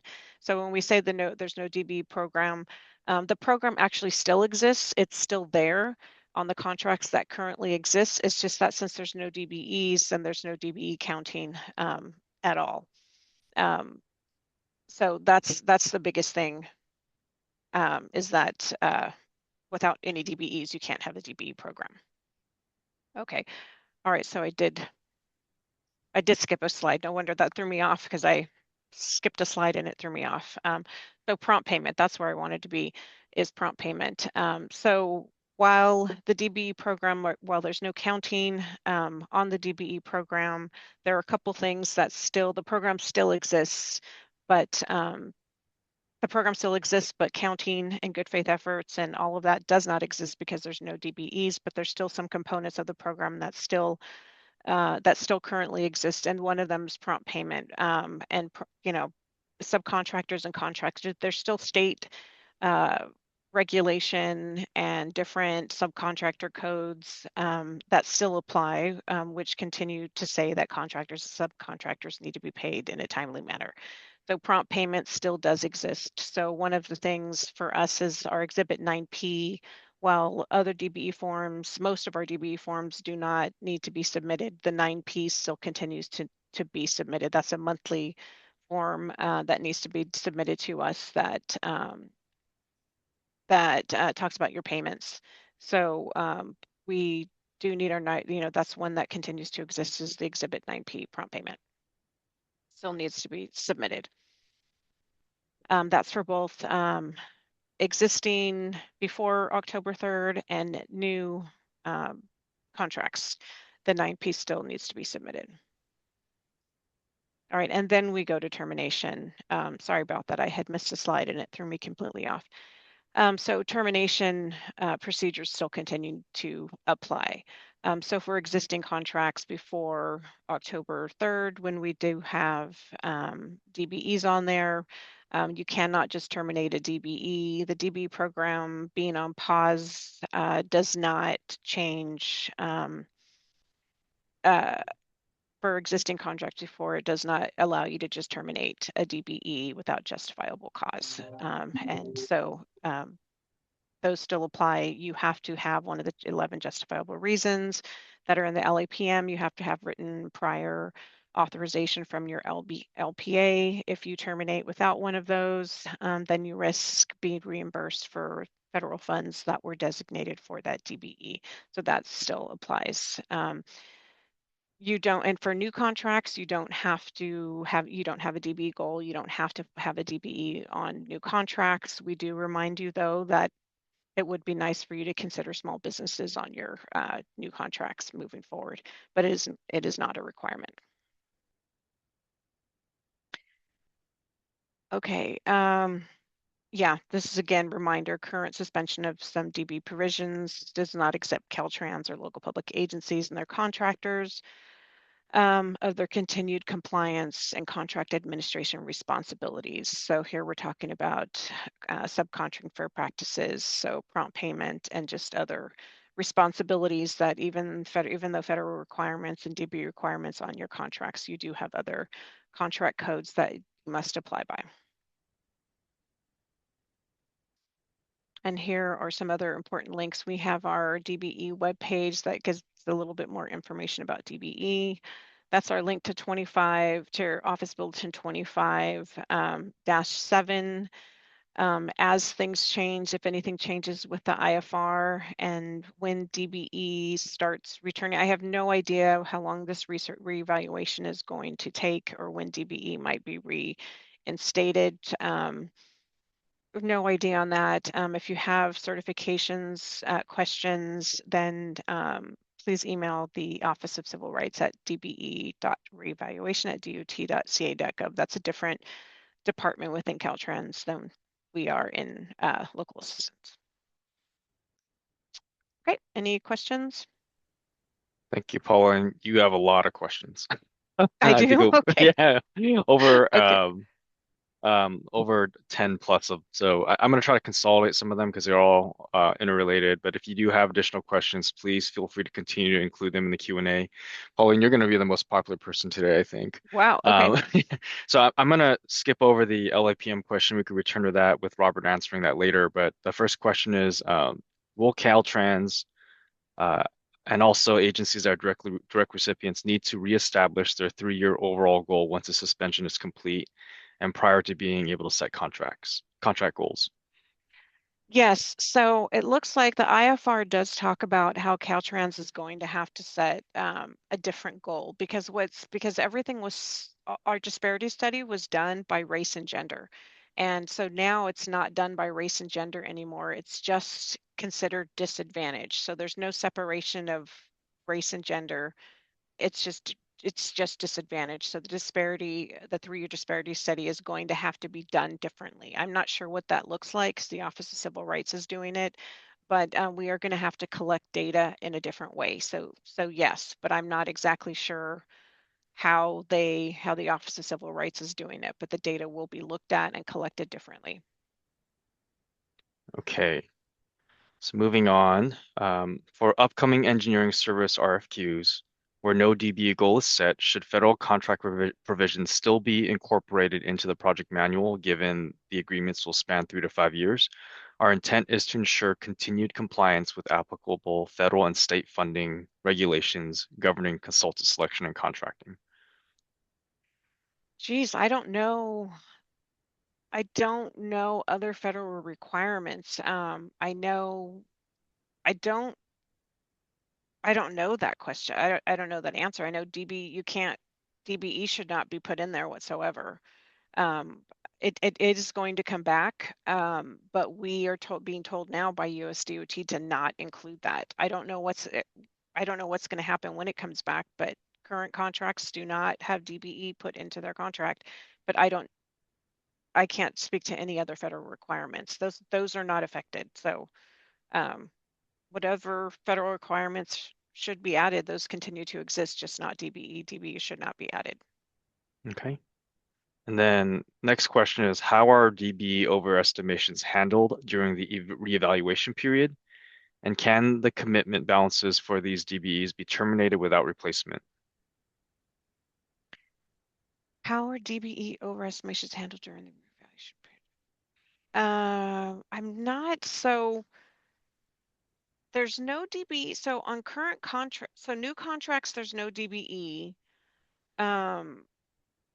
So are they talking about existing contracts that they thought they were DBEs and they were overestimated? Can the commitment balances for these DBEs terminated without replacement? They must be talking about existing contracts before October 3rd and they thought they were overestimated.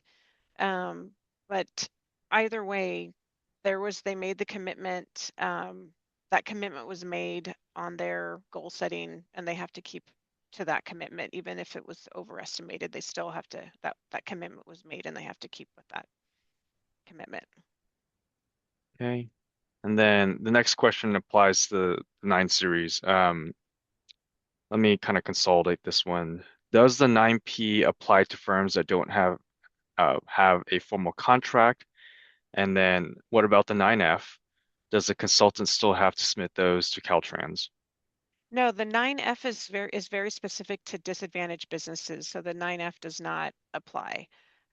Just the 9P does. Let me see. I have Tracy. I don't know if Tracy probably can't speak. She's on the line also. Let me You see. should be able to. Oh, Tracy, can you pop in then if you Yeah. are on the line? Yeah. Okay, go ahead. Yeah. Right. I was trying to be sneaky and help you earlier from the back end, and it erased all the questions. So I'm sorry. But you're going to have to repeat that question. Sure. I'm sorry. Yeah. This is a question I consolidated because there's quite a few of these. Sure. So does the 9P apply to firms that do not have a formal contract? What about the 9F? And does a consultant still have to submit those to Caltrans? So the 9P Yeah. still applies, as Pauline spoke before. I cannot speak to the fact, I remember reading that question, and I don't have an answer for, can only speak really to consultant contracts and construction contracts. So purchase orders, I don't know what regulations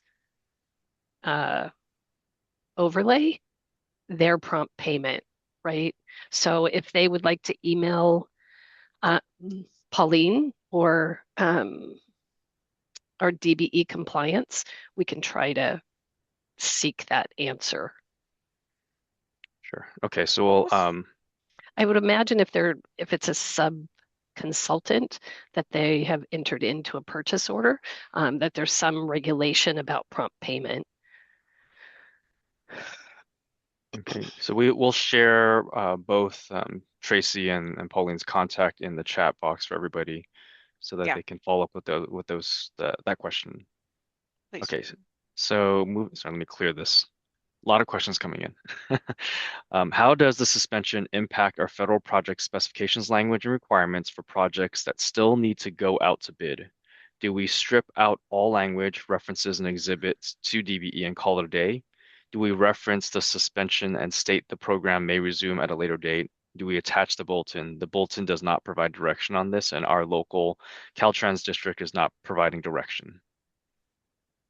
So currently, we are suggesting that the LPA seek their legal counsel for that. We've provided the update that says the program is currently on pause, with the exception of a couple provisions.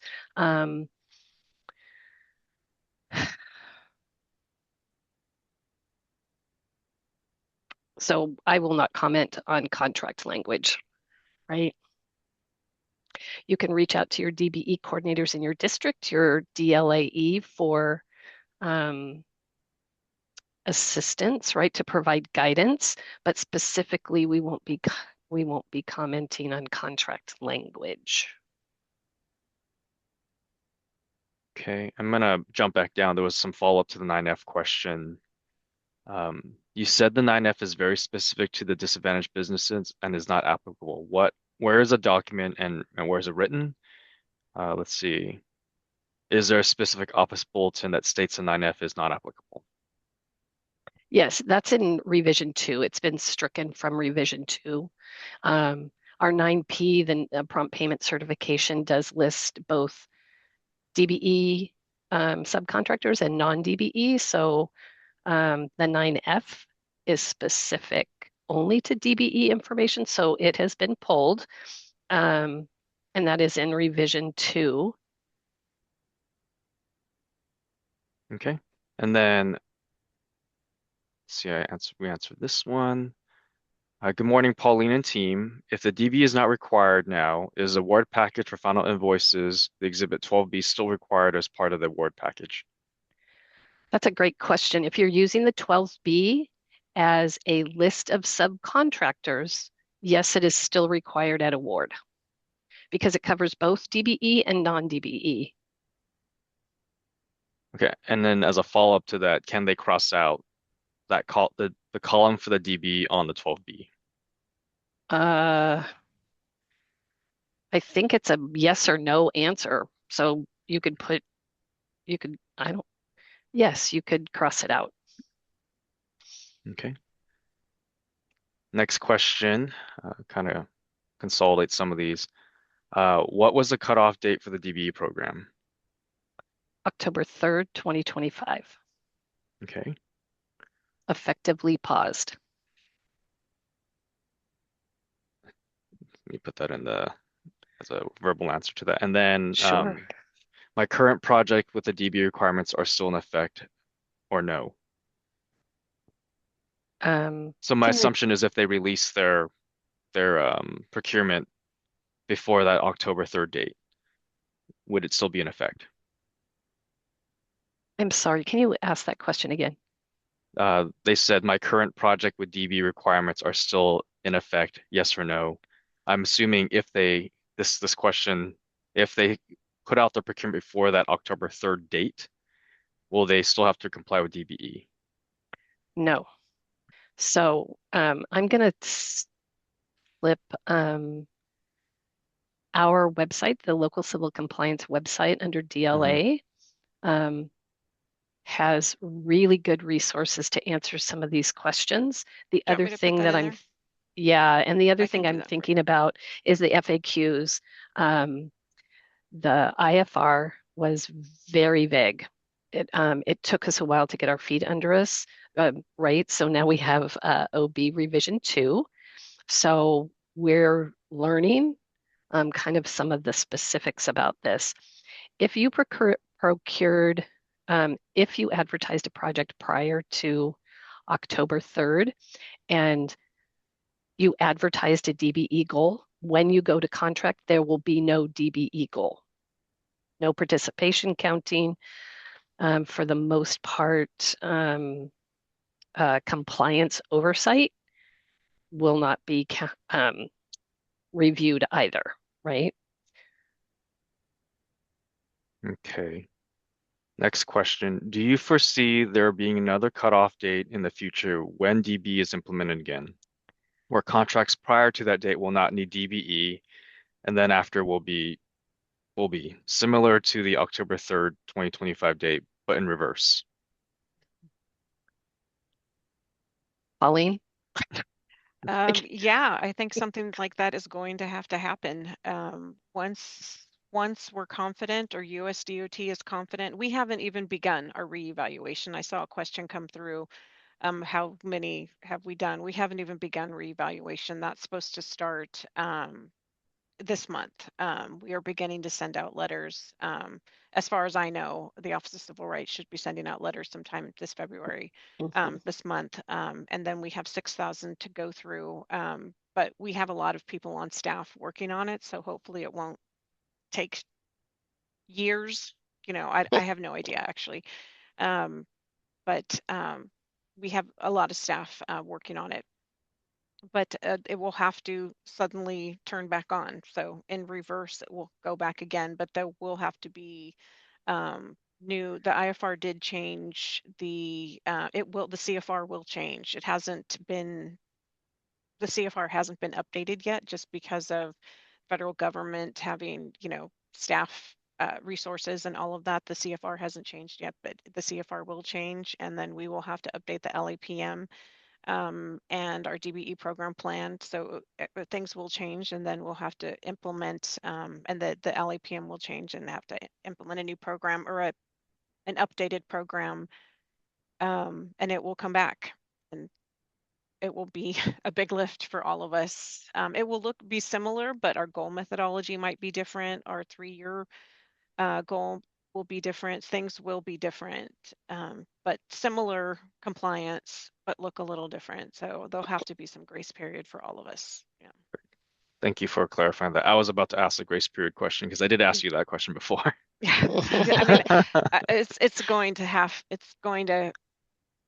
to be. I mean, we'll all have to be give all a little grace to us. Yeah. Okay, so more questions have come in. Should Exhibit 17F and 17O still be completed under this DBE evaluation? What if the project was awarded prior to the suspension? We are not requiring the submission of the 17F or the 17O. Okay. And then what about the 12G? DBE is still on there. So our recommendation, right, is to remove the DBE language. We don't recommend that the 12G is just attached, if you will, to your contract as language, right? It has some processes in it. It doesn't, contract languages still applies, right? It's still a regulation. No, there's been no changes to that. I think Pauline made that clear. It's just the DBE program. So they can remove that language when they go to contract. Okay. Do you anticipate there being any changes to how the CUF is evaluated upon reinstatement of the full DBE program? Yeah, that's a really great question. We don't know what commercially useful function evaluation will look like when the program returns, right? There will have to be some oversight for agencies or contractors, right? Primes, REs, to make sure that the individual who's working on the project provides those services. We just don't know what it looks like yet. And then the bulletin seems to imply that there was potential for loss of federal funds if local agencies have not done things properly once DBE is reinstated. Can you clarify anything on that? I think that might be a misunderstanding about something that was shared. Yeah,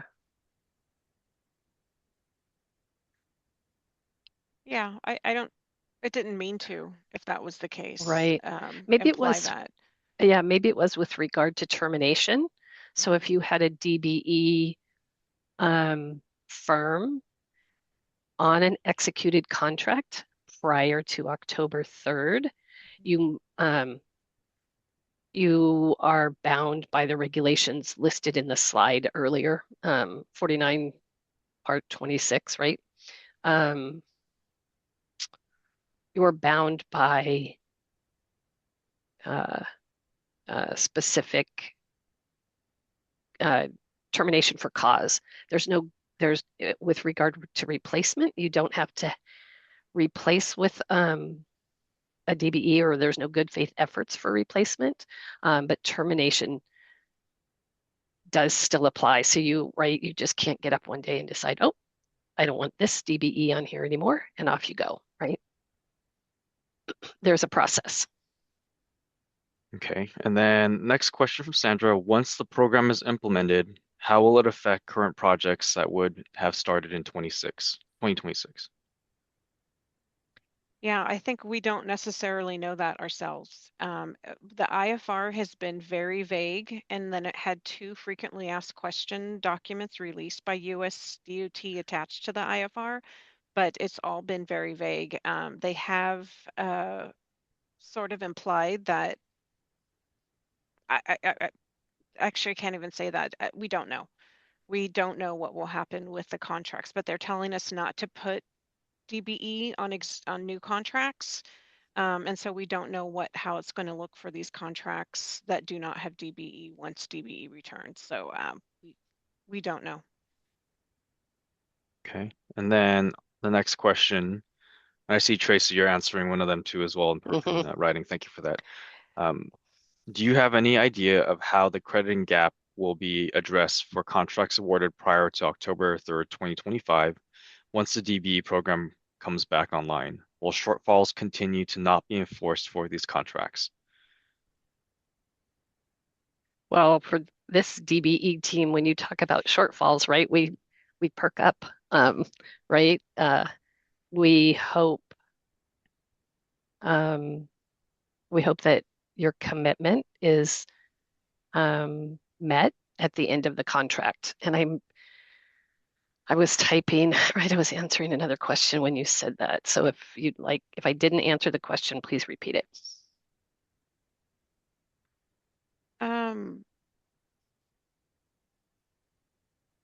About the shortfalls?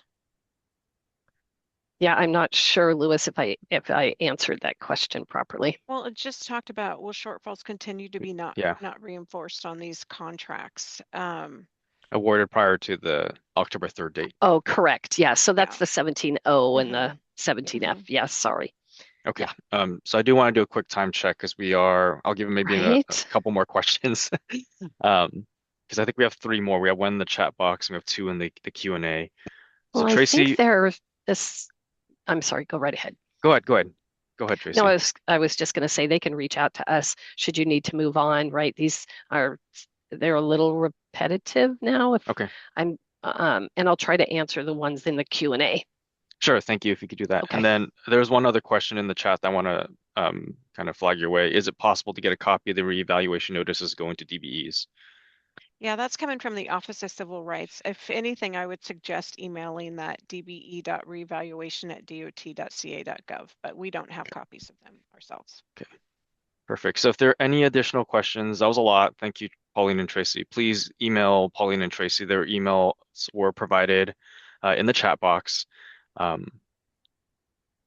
We will maybe cover this one last question, not tied to DB, so I think you're off the hook now, Pauline and Tracy.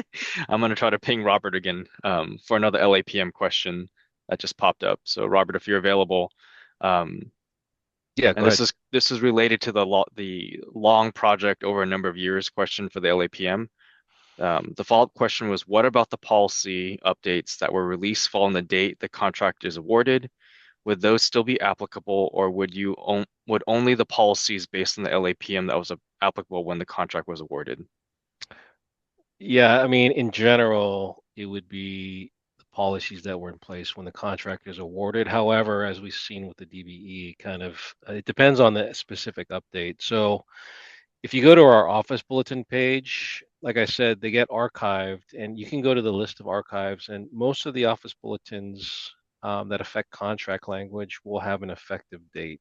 So you can always kind of go back and see what those effective dates are. So in general, that is true, but there may be some specific instances where that doesn't apply. All I know is that when we get requested for documentation from 5-10 years ago from auditors, they want to know what was in effect at that specific point in time when the contract was awarded. So that's, I would say, a general guideline, but there may be specific instances where other situations may apply. Thanks, Robert. And if you can, Robert, share your email in the webinar chat. Sure. If you have additional questions on the LAPM and the updates for the LAPM, LAPG, please contact Robert there. So moving on to our next item, we are a couple minutes late, but I think we'll be okay. This is for the sample QAP program, or QAP, the final inspection and final material certification submittals and the Buy America requirements with Michael. So I'll hand it over to you, Michael, to give that. Yes, update. thank you there, Luis. So let me share my screen, get rocking and rolling here.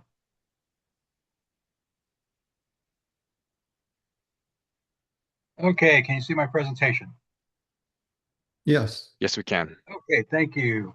Okay, good morning, everyone. It's still morning right there. Just want to do a little time check there.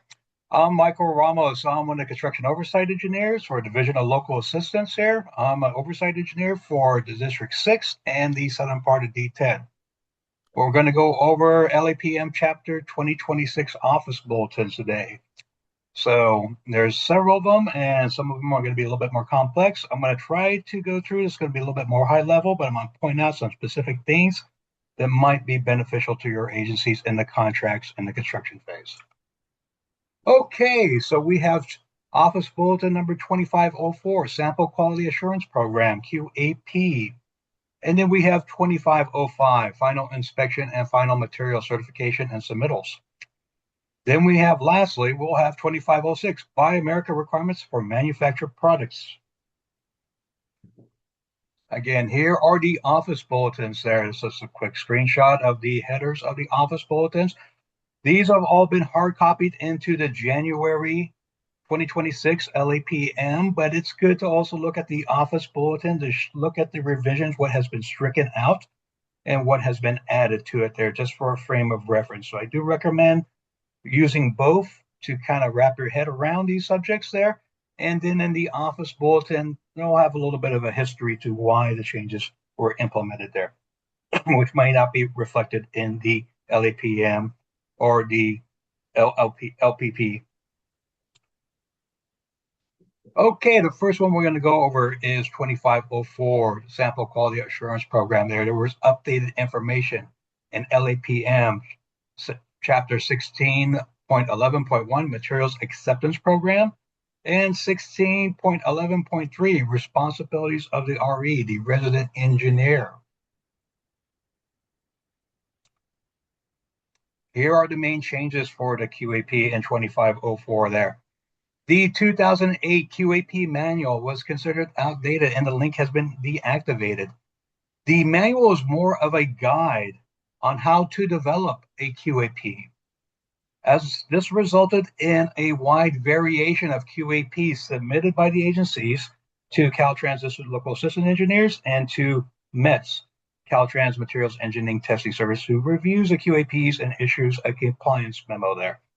So with this manual, there was a wide variety of what those QAPs looks like. And this increased review time and delayed issuance of the acceptance letter by Caltrans METS, Materials Engineering and Testing Services. So we endeavored to produce a QAP template. A new QAP template is available for you as local public agencies for download. The template can be tailored to suit the agency's needs and maintain compliance with 23 CFR 637 and the LAPM. It provides a streamlined format that can minimize review time by METS. So we went from a manual that kind of told you how to develop one to now a template that says, okay, follow this template. You can expand on it and standardize it, and METS review time on a reviewing and approving a QAP can be minimized so you can have your QAPs ready to go. Remember, a QAP, you have to have one approved by your city engineer or highest level engineering or public works director, and cannot be more than 5 years old. So this should help maintain that compliance requirement. Okay, so in addition to streamlining it, we put in some sections in there that may be beneficial and help you save some money in administering your construction contracts. The new QAP template has a section on the acceptance of minor quantities of materials without testing if certain conditions are met. And I'm just going to put on my pointer here just to go over these things there. You can see that visual inspection, relatively minor quantities of construction materials may be accepted without testing if the following three conditions must be met. Visual examination of the material is performed. The manufacturer or supplier has recently furnished similar material found to be satisfactory using normal sampling and testing requirements. The manufacturer or supplier, in the case of HMA or concrete, provides a certification that the material furnished complies with the contract specifications. And down here we have approximate quantities that may be accepted by visual inspections. Aggregates other than those for use in Portland cement concrete and do not exceed 100 tons per day or 500 tons per project. Bituminous mixtures, example like HMA, not exceed 50 tons a day or less than 500 tons per project, and sampled at the engineer's discretion if they want to. And bituminous materials, again, liquid asphalt, not to exceed 100 gallons per project. So previously, this was unspoken to in the QAP manual, but also given some guidance in the LAPM. Here it's codified in your QAP that if you have these minor materials there, you can accept the materials with visual inspection provided these conditions are met. So that can help streamline, save you some money when administering your small curb and gutter projects, your dig outs, things like that, if those small production values are not exceeded there. So just want to point that out there because we want you guys to be successful in delivering your projects and get a bigger bang for your buck there. Okay, so there's a new template out there. So where do you get it? You can go to our Construction Oversight Program public webpage. The link is on the bottom here. And if Daniel, if you could put that in the chat, that would be helpful. At the bottom of the webpage, there's a section called Resources there. The template is there for you to use and download. And again, you can expand on top of that template there. But the intent is to have a standardized format that would minimize review time by METs, and also with some of those things in there like visual inspection, also increase your agency's productivity and getting a better product out there at minimal cost there too. So you can download it from the Construction Oversight website, and it's under the resources and is currently available for download there. If you got any questions on that, you can reach out to your construction oversight engineer, and they can put you in contact with METs there, and we can help further get that QAP resolved there. Any questions on the QAP so far? Luis, I don't think we see. I'm not seeing any questions in that for the QAP. Okay, I'm doing a good job then. All right, thank you. Okay, let's move on to the next section here. Okay, Office Bulletin 2505, final inspection and final material certification submittals there. There's updated information on LAPM, section 16.3.1, organization of project records, and 1611.4, material certification, and 1617.1, final inspection there. Basically, a process review was done on some of the processes in the LAPM on project closeout, and the material certification and final inspections, which were part of Chapter 17, part of project closeout, were identified to be better suited to be fitted into Chapter 16, administering construction contracts there. So these are no longer, these two documents are not going to be part of the project closeout anymore, but they're still going to be required. Okay, so the main changes. Previously, it was called Exhibit 17C, the final inspection form, and we had Exhibit 17G, material certification. They are moved to Chapter 16, administer construction contracts of the LAPM there. Both no longer required as part of the final report of expenditure submittals outlined in the LAPM, Chapter 17. They're going to have to be done in the acceptance towards the end of the construction contract there. Additionally, in this office bulletin, Exhibit 17B, final inspection of federal aid project, FHWA form 1446C, was also identified as obsolete form and retired from the LAPM. That was one where the DLAE and FHWA went out to the job and reviewed the job and both signed off on that. That no longer occurs there, so that form has been retired. The material certification. Okay, upon completion of the construction, the RE must complete LAPM Exhibit 16E, final material certification, and submit a copy to the DLAE. It used to be the 17G here. It was done at the closeout part. We're saying no, it's no longer done at the closeout there. You do it when the RE does it when the project is done and submits it to the DLAE. Is now Exhibit 16E. Pretty much the same requirements there. It is a 2-page document, but the second page is pretty much just the instructions for the form there. So pretty straightforward, in my opinion. Instead of doing it at the closeout, you're doing it at the end of construction there, because it may be 6 months between when you complete your project and then you start, and then another 6 months to when you actually close out. So you might as well get it done now at the end of construction there, in that construction phase. Final inspection. Now, this one's a little bit not as straightforward, but still, I think it's pretty clear. Upon successful completion of any punch list items and or corrective actions undertaken by the contractor, the LPA representative should complete LAPM 16F, the final inspection form, and submit to Caltrans DA for verification prior to contract acceptance. This is going to give an opportunity for the DLAE to go out to the job, look at it there, and ensure that the project was completed within the scope of work and the contract documents as originally programmed there. They are not doing the inspection acceptance per se that the agency is responsible for doing, but does give opportunity for the DLAE to go out there, and if anything is noted, can bring it to the LPA's attention there and say this needs to be corrected prior to you as an agency letting the contractor off the hook.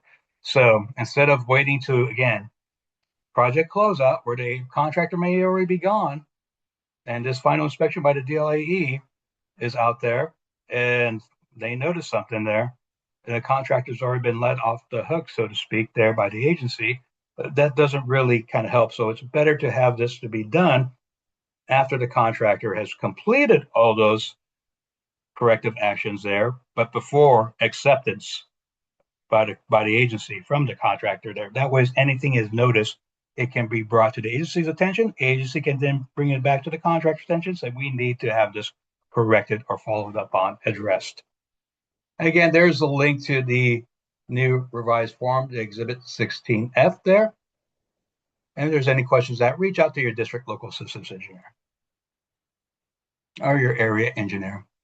Again, upon receipt of the LAPM 16F final inspection form, the DLE will review the project site to verify the project was constructed in accordance with the scope and description of the project and the authorization documents there. So they're not doing a detailed inspection of acceptance that the agency is responsible for doing, but going out there and saying, does it really meet the test as it was authorized?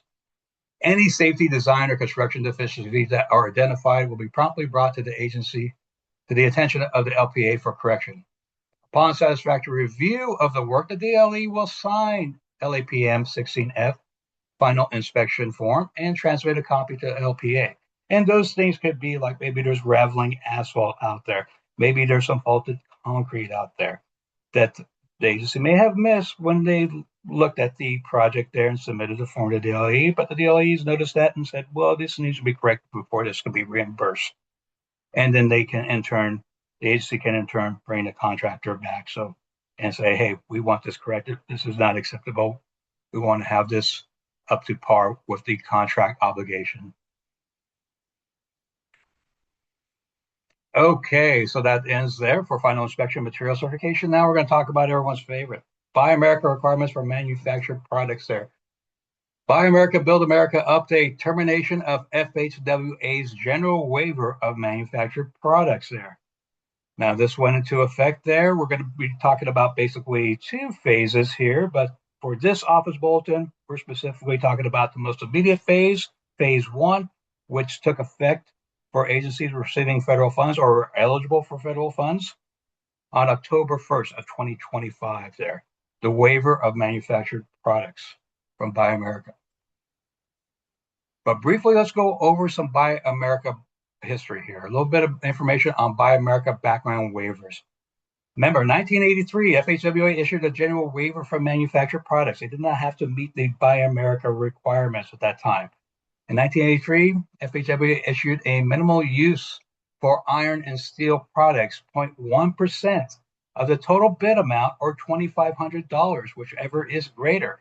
That's still in effect. That has not really changed there. So for your iron and steel products, you have that minimal use clause to invoke that can be non-Buy America compliant iron or steel there. In 2022, construction materials were codified into CFR 184, which is the Build America, Buy America Act. Now, for construction materials, they had to be compliant there, and there was no minimum use clause like you had for iron and steel until we get to 2025, when FHWA rescinds the waiver for manufactured products. Now they have to meet Buy America compliance. That means they have to be certified that they're made in America. And we're going to get a little bit more into that. Again, there's two phases of that. They did away with that waiver in March, but they said, okay, we're going to give agencies or recipients a break, and we're going to have some waivers to help out. With making manufactured products Buy America compliant, we're going to have some potential for waivers here that may help recipients out. There will be a small grants waiver for projects that are receiving less than $500,000 of federal aid, and a de minimis now that can be invoked for construction materials and manufactured products. And we're going to go into detail about that. Okay, so FHWA's final rule. The final rule terminates FHWA's general waiver on manufactured products. The con authorization on or after October 1st of 2025, which is last year, all manufactured products permanently incorporated into work must be assembled in the United States. That means the subcomponents can be made overseas, but final assembly has to occur in the United States and it has to be certified. Manufacturer has to provide that certification and compliance that says, yes, we certified that this product had its final assembly in the United States. Now, this year, on October 1st of 2026, the second phase of rescinding that manufacturer waiver comes in. They must both be final assembly in the United States, right? As they were before. But now the cost of those components of the manufactured products that are mined, produced, or manufactured in the United States must be greater than 55% of the total cost of all components of the manufactured products. So now for your E76 after October 1st of 2026, 55%, more than 55% of those subcomponents can no longer be made overseas. They have to be made over here and final assembly in the United States of the total manufactured product there. And that's by cost of the whole component of the manufactured product. How that's going to be implemented when we get to that phase, there'll be another office bulletin. We typically wait for our capital side of Caltrans to issue its guidance on how it's going to address things on its capital side. And then Envision Local Assistance then piggybacks off of that there too. So that remains to be seen how that's going to be administered in construction. Okay, so let's talk about those new waivers.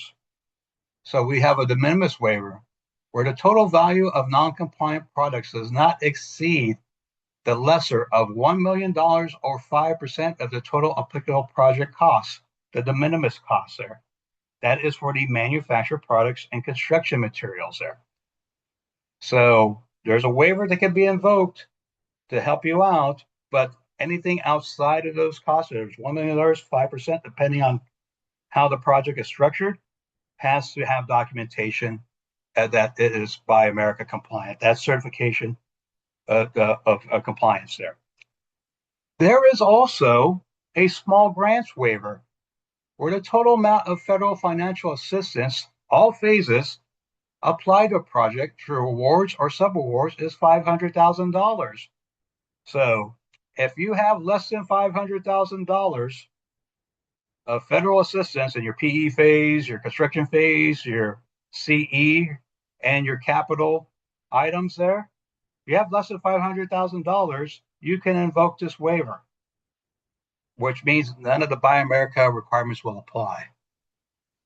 So something interesting to keep note of, but it has to be tracked very well. We're going to talk about that. There's some certain circumstances which can put you above that $500,000 that will have to be monitored. So how is Caltrans DLA assisting to ensure compliance with the new Buy America requirements? Well, we issued Office Bulletin 2506 of Buy America requirements for manufactured materials. And we're changing our guidance there, our LAPM chapters where those are impacted there with new guidance there. LAPM Chapter 12, Plans, Specifications, Estimates.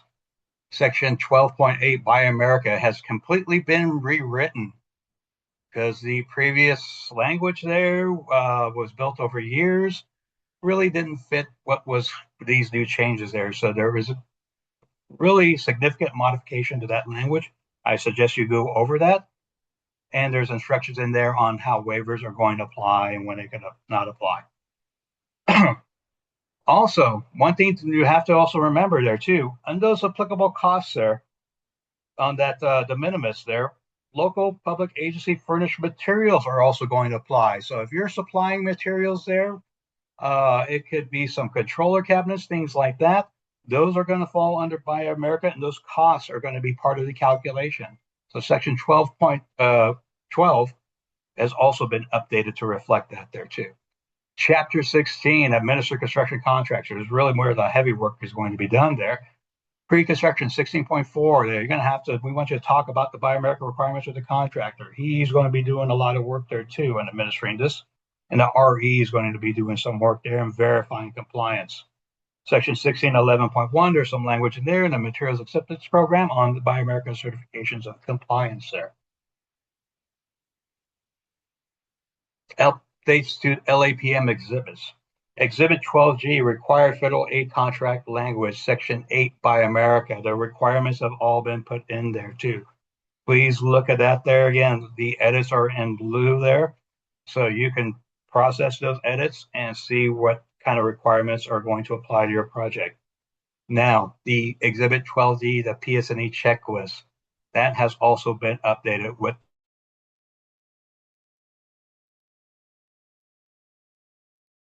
the federal contract. $500,000 that has to be documented in your PS&E checklist, and the No Buy America requirements are going to apply if you're going to invoke that waiver there.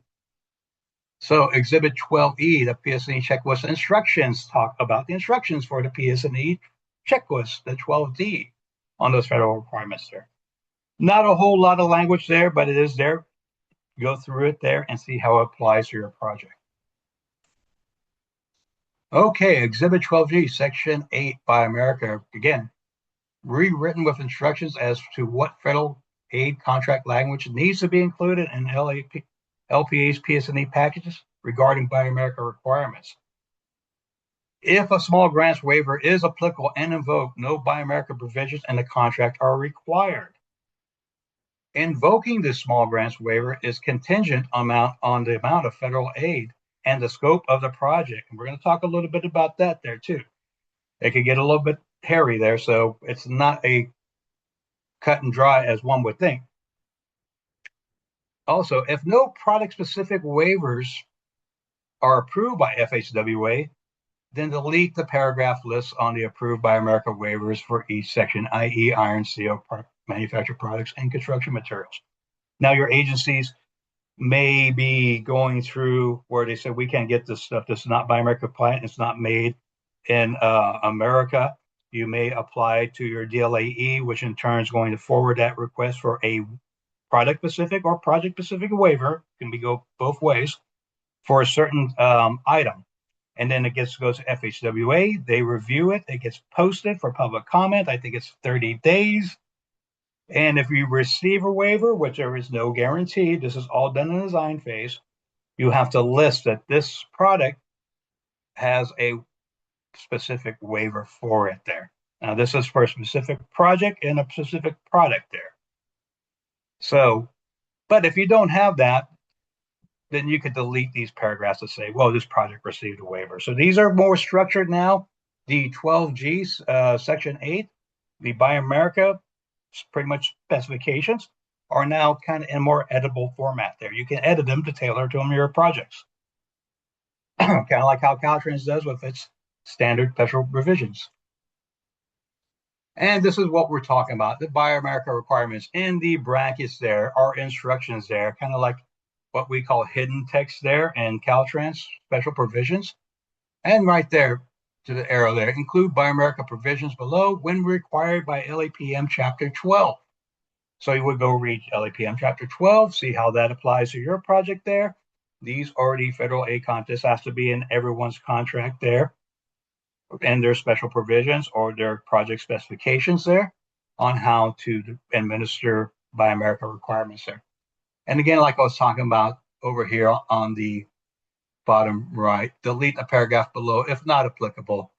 You would delete this if you did not get a specific waiver for a certain item, product, or for this project there by FHWA. But if you did get a waiver for a specific product on this project, it has to be listed here and your contract specifications there. So the contractor knows that. Here's the 12D, the PSNE checklist there. So here is pretty much cut and dry there. Buy America or equivalent provisions are included.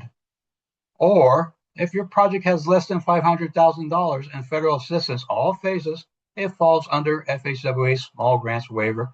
No Buy America provisions included in the project special provisions. So now we got some boxes, a little bit more boxes for you to check on. Here is the 12E exhibit, PSNE checklist instructions. Iron or steel products, manufactured products, and construction materials. If $500,000 or more of federal funding used on any or all phases of project Buy America requirements do not apply to the projects that have less than that of federal funding, all phases under this law. So there's a little bit of instructions on how to do the 12D. Excuse me. Now back over to the waivers, the minimus and the small grants a little bit there. So this is the language from the 12G there. So again, the total value of non-compliant products does not exceed the lesser of $1 million or 5% of the total applicable project cost, the minimus cost. When we're talking about project costs, we're not talking about bid items there. We're talking about the cost of the material as it shows up to the job site. So invoice costs plus transportation. That could be on the invoice. If not, then the contractor has to do that calc, and they do those calcs when they put in an estimate or a bid for their projects there too. So all of that has to be collected for everything, whether or not it has a certification of compliance or not, because all those costs have to be entered and do a calculation.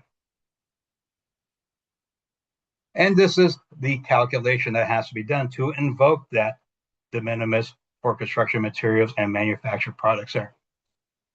The de minimis waiver for calculation for construction materials and manufactured products waives of application of Buy America requirements for construction materials and manufactured products when the total value of non-compliant materials, we're talking the cost of material, invoice costs, plus transportation, not any equipment or labor or anything like that, not bid item costs, talking invoice costs, is no more than the lesser of $1 million or 5% of the total applicable project cost for the project, including change orders.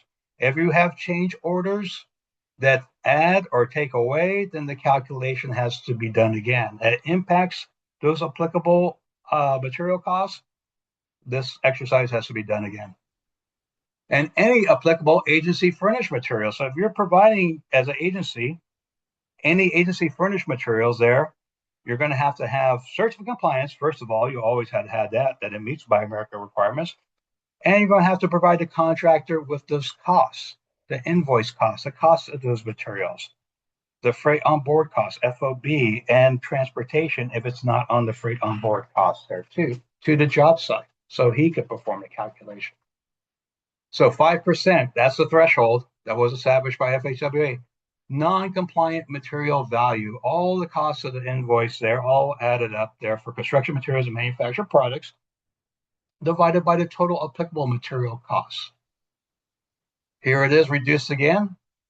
Construction materials plus manufactured products, these are the ones that are no Buy America certification, divided by the applicable cost of iron plus steel plus construction materials plus manufactured products, where all this is backed up by invoices that reflects the cost of the material plus transportation, the cost of transportation to the job site.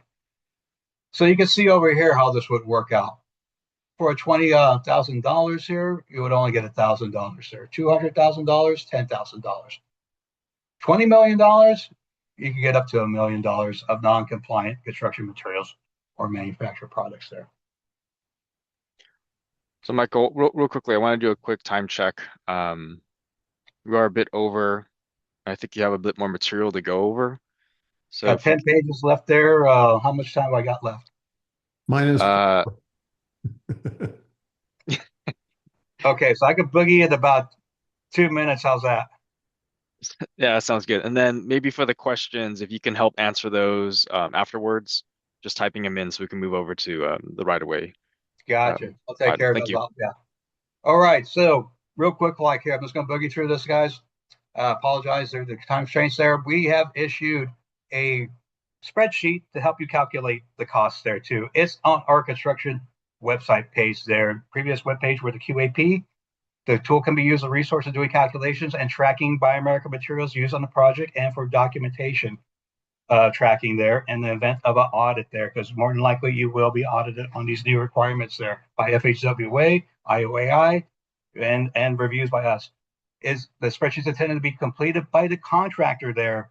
You will give this information, this spreadsheet tool to the contractor. He does the estimate. He should be the one filling this out there. He knows the numbers. You will give him, if you have it, if it is on your project, the cost of agency furnished materials there. If you don't have agency furnished materials, you don't need to worry about that there. So this is spreadsheet tool is not mandatory. You could come up with your own tool. There's different ways to skin a cat, but you can use it as a guideline if you like there. The main thing is you have some kind of documentation process there. So again, recommended that you give this tool to the contractor early in the project, so he can start looking at it and then submit it to the RE along with all the required documentation. RE will review, reject, or approve it there, if need be, to reject it there if they do not have all the documentation. So this is where it's at. This is being updated. There's a new version called 1.1. There's also an example of an ITS project there, because it could get pretty hairy there with sub-items, pay items, sub-items, and manufactured products or other construction materials or subcomponents, what I call child items of a parent item there. So that's kind of what an example would look like for an ITS project there. And again, there's some other things to note here. So iron and steel used in precast concrete manufactured products or intelligent transportation systems or other electrical hardware are going to be classified as iron and steel products and manufactured materials. So you're going to have to meet certification compliance for both of those kind of things. And how will the new requirements impact LPAs? You're going to have to review your PS&E packages, review Chapter 12, track the use of foreign material during the construction to avoid exceeding those thresholds. Use a de minimis spreadsheet cost as a tool for compliance tracking there. You can have your own tool there as long as it's looks good to an auditor there. You'll have that paper trail and provide that information there. If the LPA has anything else, such as agency furnished materials. Coordinate early with DLE for product-specific waivers in the design phase if you need to pursue them there. Coordinate with them and ask them what needs to be done if you want to pursue that. But you also have to do some research. Again, PSD packages there. Small grants waiver there if less than $500,000 there. Now, okay, 2 federal aid projects number, project bundling there. If you have separate scopes, separate projects there, you got 2 federal aid projects, you bundle them on one advertised projects there. There's $500,000. Is it combined or is it for each one? The answer would be for each one. This one would have a $500,000 limit, $500,000 limit. This one here is an example of a rehab and a POC. That has a $500,000 limit there. But different scopes might mean that you have to combine those things there. And this example, same kind of work going on over here is going on over there. 2 different federal projects, $500,000 each. It would be considered a combined effort by FHWA. Same thing here. Maybe you're doing the same work on each side of the road. It would be the combined work there. So if you had $200,000 here and $400,000 there, it's considered combined. You can't invoke that small grants waiver threshold, is what I'm saying there. Quick scenario for you to think about. Say a small grants waiver, you got it. Excuse me. You have $499,999 of federal assistance. But during the construction phase, a participating CCO pushes the federal assistance to $500,000. Remember, it's less than $500,000. would Buy America requirements become retroactively applicable to the project? The answer would be yes. FHWA's opinion is it doesn't matter how you got there, you got there. So now Buy America requirements would be retroactively applicable there. So make sure your designs are good, you address it. Just be aware of that threshold, that limit when you cross it. It could put you in a situation you might not want to be in there. Okay, so that's all I got there. Thank you for your time. Appreciate it there. And I'll be taking questions in the Q&A. Perfect. Thank you, Michael. So if you have questions, please type in the Q&A. And Michael, if you can help answer those questions by just responding to them in the Q&A, that'd be great. We're running a bit late, but I'll kind of yield some of our time to Nettie so she can provide an update on the right-of-way certifications.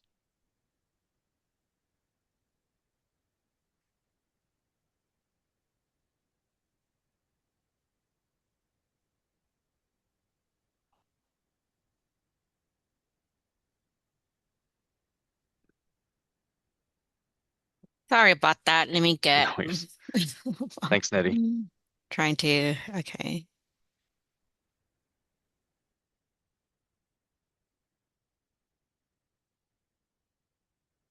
Here we go. I hope everyone can see the screen. We can see it. Okay.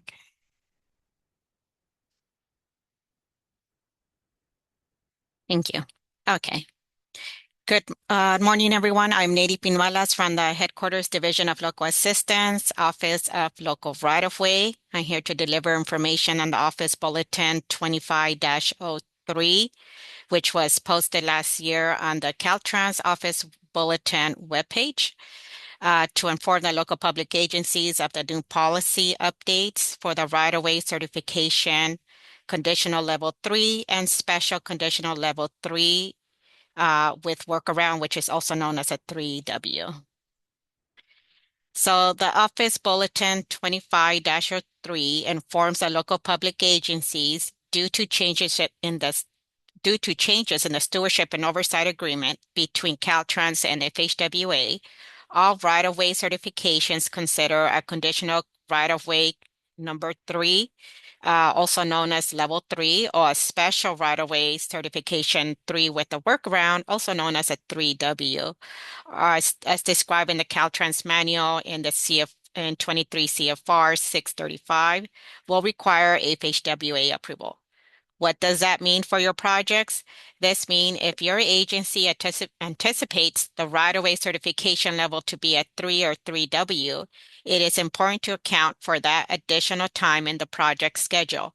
The right-of-way certification level 3 or 3W will need to go from Caltrans District Right-of-Way Local Programs to Caltrans Headquarters Division of Right-of-Way and Land Surveys for approval before it goes to FHWA for final approval. If additional time is not incorporated in your project schedule, your agency risks the project being delayed. At a minimum, it will take 2 additional weeks from the regular right-of-way certification review time for routing and to obtain the approvals from Caltrans Headquarters Right-of-Way and Land Surveys and FHWA office.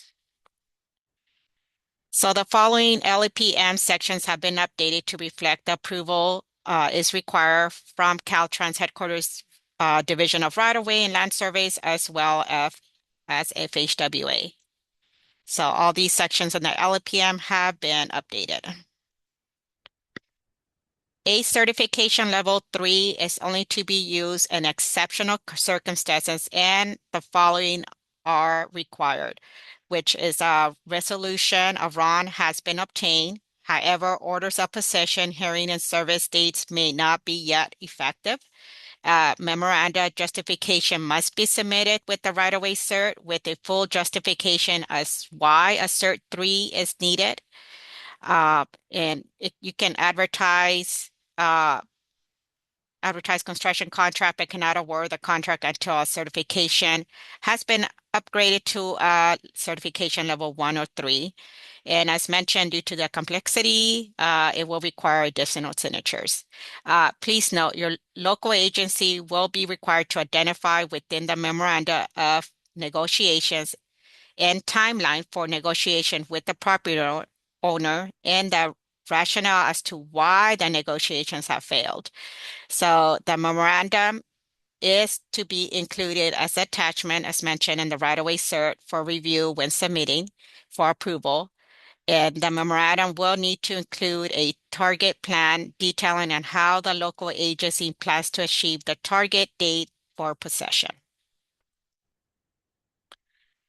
When pursuing a right-of-way certification level 3 with the workaround, your local agency is stating that the construction can start on the project while working around some parcels.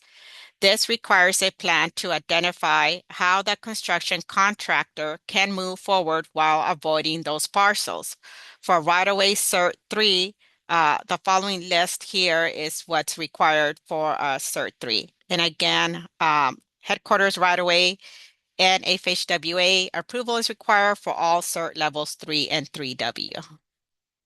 Additional information, if your agency's project will deal with railroad, it is important to know that there's no workaround with railroads.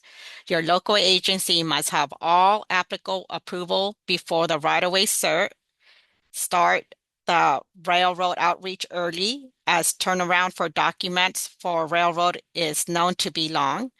If your agency's project has utilities, it is important that the right-of-way cert reflect all the utilities in the conflict, notifications of conflicts with the utility company agreements, company agreements identifying who will do the relocation work, who has liability to pay for relocation, and the schedule for relocation to occur. Any federal reimbursement requested for utility relocation must have a completed 14C, Exhibit 14C, signed by Caltrans Utility Office. Move along. A right-of-way cert will need to be updated if any of the following applied. So when a right-of-way certification is over a year old and the project was prepared for yet has yet to be advertised at the request of the project manager or project engineer, when dates or anticipated actions are no longer consistent with the current date of the certification, when there are any changes in project scope or right-of-way requirements, when the project description is no longer consistent with the PS&E. So that's when a right-of-way cert would need to be updated. To update the right-of-way cert, you simply resubmit a new right-of-way cert to your DLE, District Local Assistance Engineer. So that way it could be routed to the District Local Programs Coordinator for acceptance. Here's information on all 3 right-of-way cert levels. Let me move on ahead. I know we're short on time. Exhibit 13-E, I'm going to explain the importance of this. So the purpose of the preliminary engineering right-of-way checklist form, the 13E, is to help the local public agencies, their right-of-way agents, or their right-of-way consultants determine if there's right-of-way involvement, such as fee, temporary right-of-way acquisition, utility conflicts, relocation, etc., at the project initiation stage. It will provide the information needed to complete an accurate right-of-way estimate and notify the district right-of-way local programs coordinator of upcoming projects with right-of-way involvement to allow real-time monitoring. This earlier engagement also provides both local public agencies and the district right-of-way local programs coordinator the opportunity to discuss Caltrans policies and processes necessary for compliance with the Uniform Act, and to identify potential right-of-way conflicts for the right-of-way coordinator to monitor the project. Caltrans has developed frequently asked questions for their preliminary engineering right-of-way checklist form, which can be found in the Caltrans Internet Division under Division of Local Assistance, Office of Local Right-of-Way. So this form is given when the passes form is given to the local public agency, this form needs to be also spelled out, submitted to the DLEs. The DLE will then forward it to the district right-of-way local programs coordinator. I think as mentioned, the importance of this, identifies potential right-of-way issues early, notifies right-of-way local programs coordinator of the project, earlier district engagement and collaboration, and avoids possible loss of federal funding and project delays.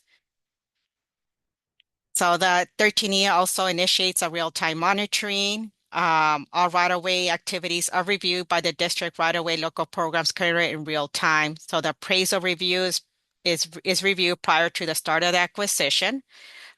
They will then give the okay to move on to the acquisition phase. Acquisition contracts are reviewed prior to the offer, and then so on and so on. So each phase or each section within the right-of-way is being reviewed before the agency can move forward. Information and contacts, the Division of Local Office Internet has training videos, Caltrans right-of-way manuals, local assistance procedure manuals, exhibit form, and other resources for you all. My contact here, if you have any questions in regards to training, non-project specific, please go ahead and send my emails directly to me or to local.rightofway@dot.ca.gov. And with that, if there's any questions I can quickly answer. Thank you, Nettie. I know we're out of time, but if everyone can stay on for maybe 5 to 10 minutes, Nettie, if you have time to answer some of these questions, that'd be great. There's only two, I think, for right away. We can cover them very quickly. Is there a workaround for outstanding? You're testing me on my verbal skills here. Litigation while other easements are certified. I will have to look into that further when it comes to litigation. Yeah, if I can get an email to respond to that, I would go ahead and do that, research and then respond. Sure, we can maybe have them email you and drop your email in the chat box. That'd be and great. then what is defined as railroad right-of-way? Will projects for elimination of grade separation at the railroad crossing be excluded? At the railroad crossing? No, I will have to look into our expertise for railroad for that. Okay, and then the last right-of-way question we have is, do the requirements only apply to FHWA projects? Yes, all this are for if there's a dollar of any federal funds in any phase of the project, this applies. Okay. Great. So that's all I see in the Q&A. We're out of time, but I do want to cover a couple more things. So Nettie, if they have more questions, they can email you and then you can respond directly to them. Yes. Thank you. Great. Thank you.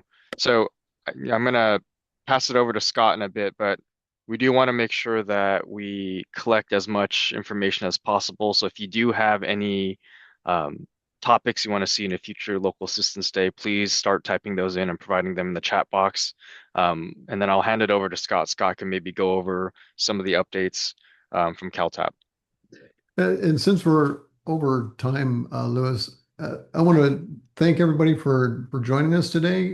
We were surprised we ran a little bit late. I put some contact information and some website information in the chat. Feel free to reach out to Daniel or I if you've got ideas for the next Local Assistance Day. If you're missing some training that you'd like to get done, if you can't get into Resident Engineers Academy, any of your training needs, give us a heads up and let us know what's going on, and we'll reach out and try to make that happen for you. We do have labor compliance coming up next week. If you'll find that on our website, and you'll find it in the presentation I dropped in the chat field. If you're missing, if you haven't taken labor compliance for a while, Adam Whitcomb is absolutely brilliant at it. We'd love to have you join us. That's next week for 2 days. Yeah, everybody, thanks for joining us. Thank you all.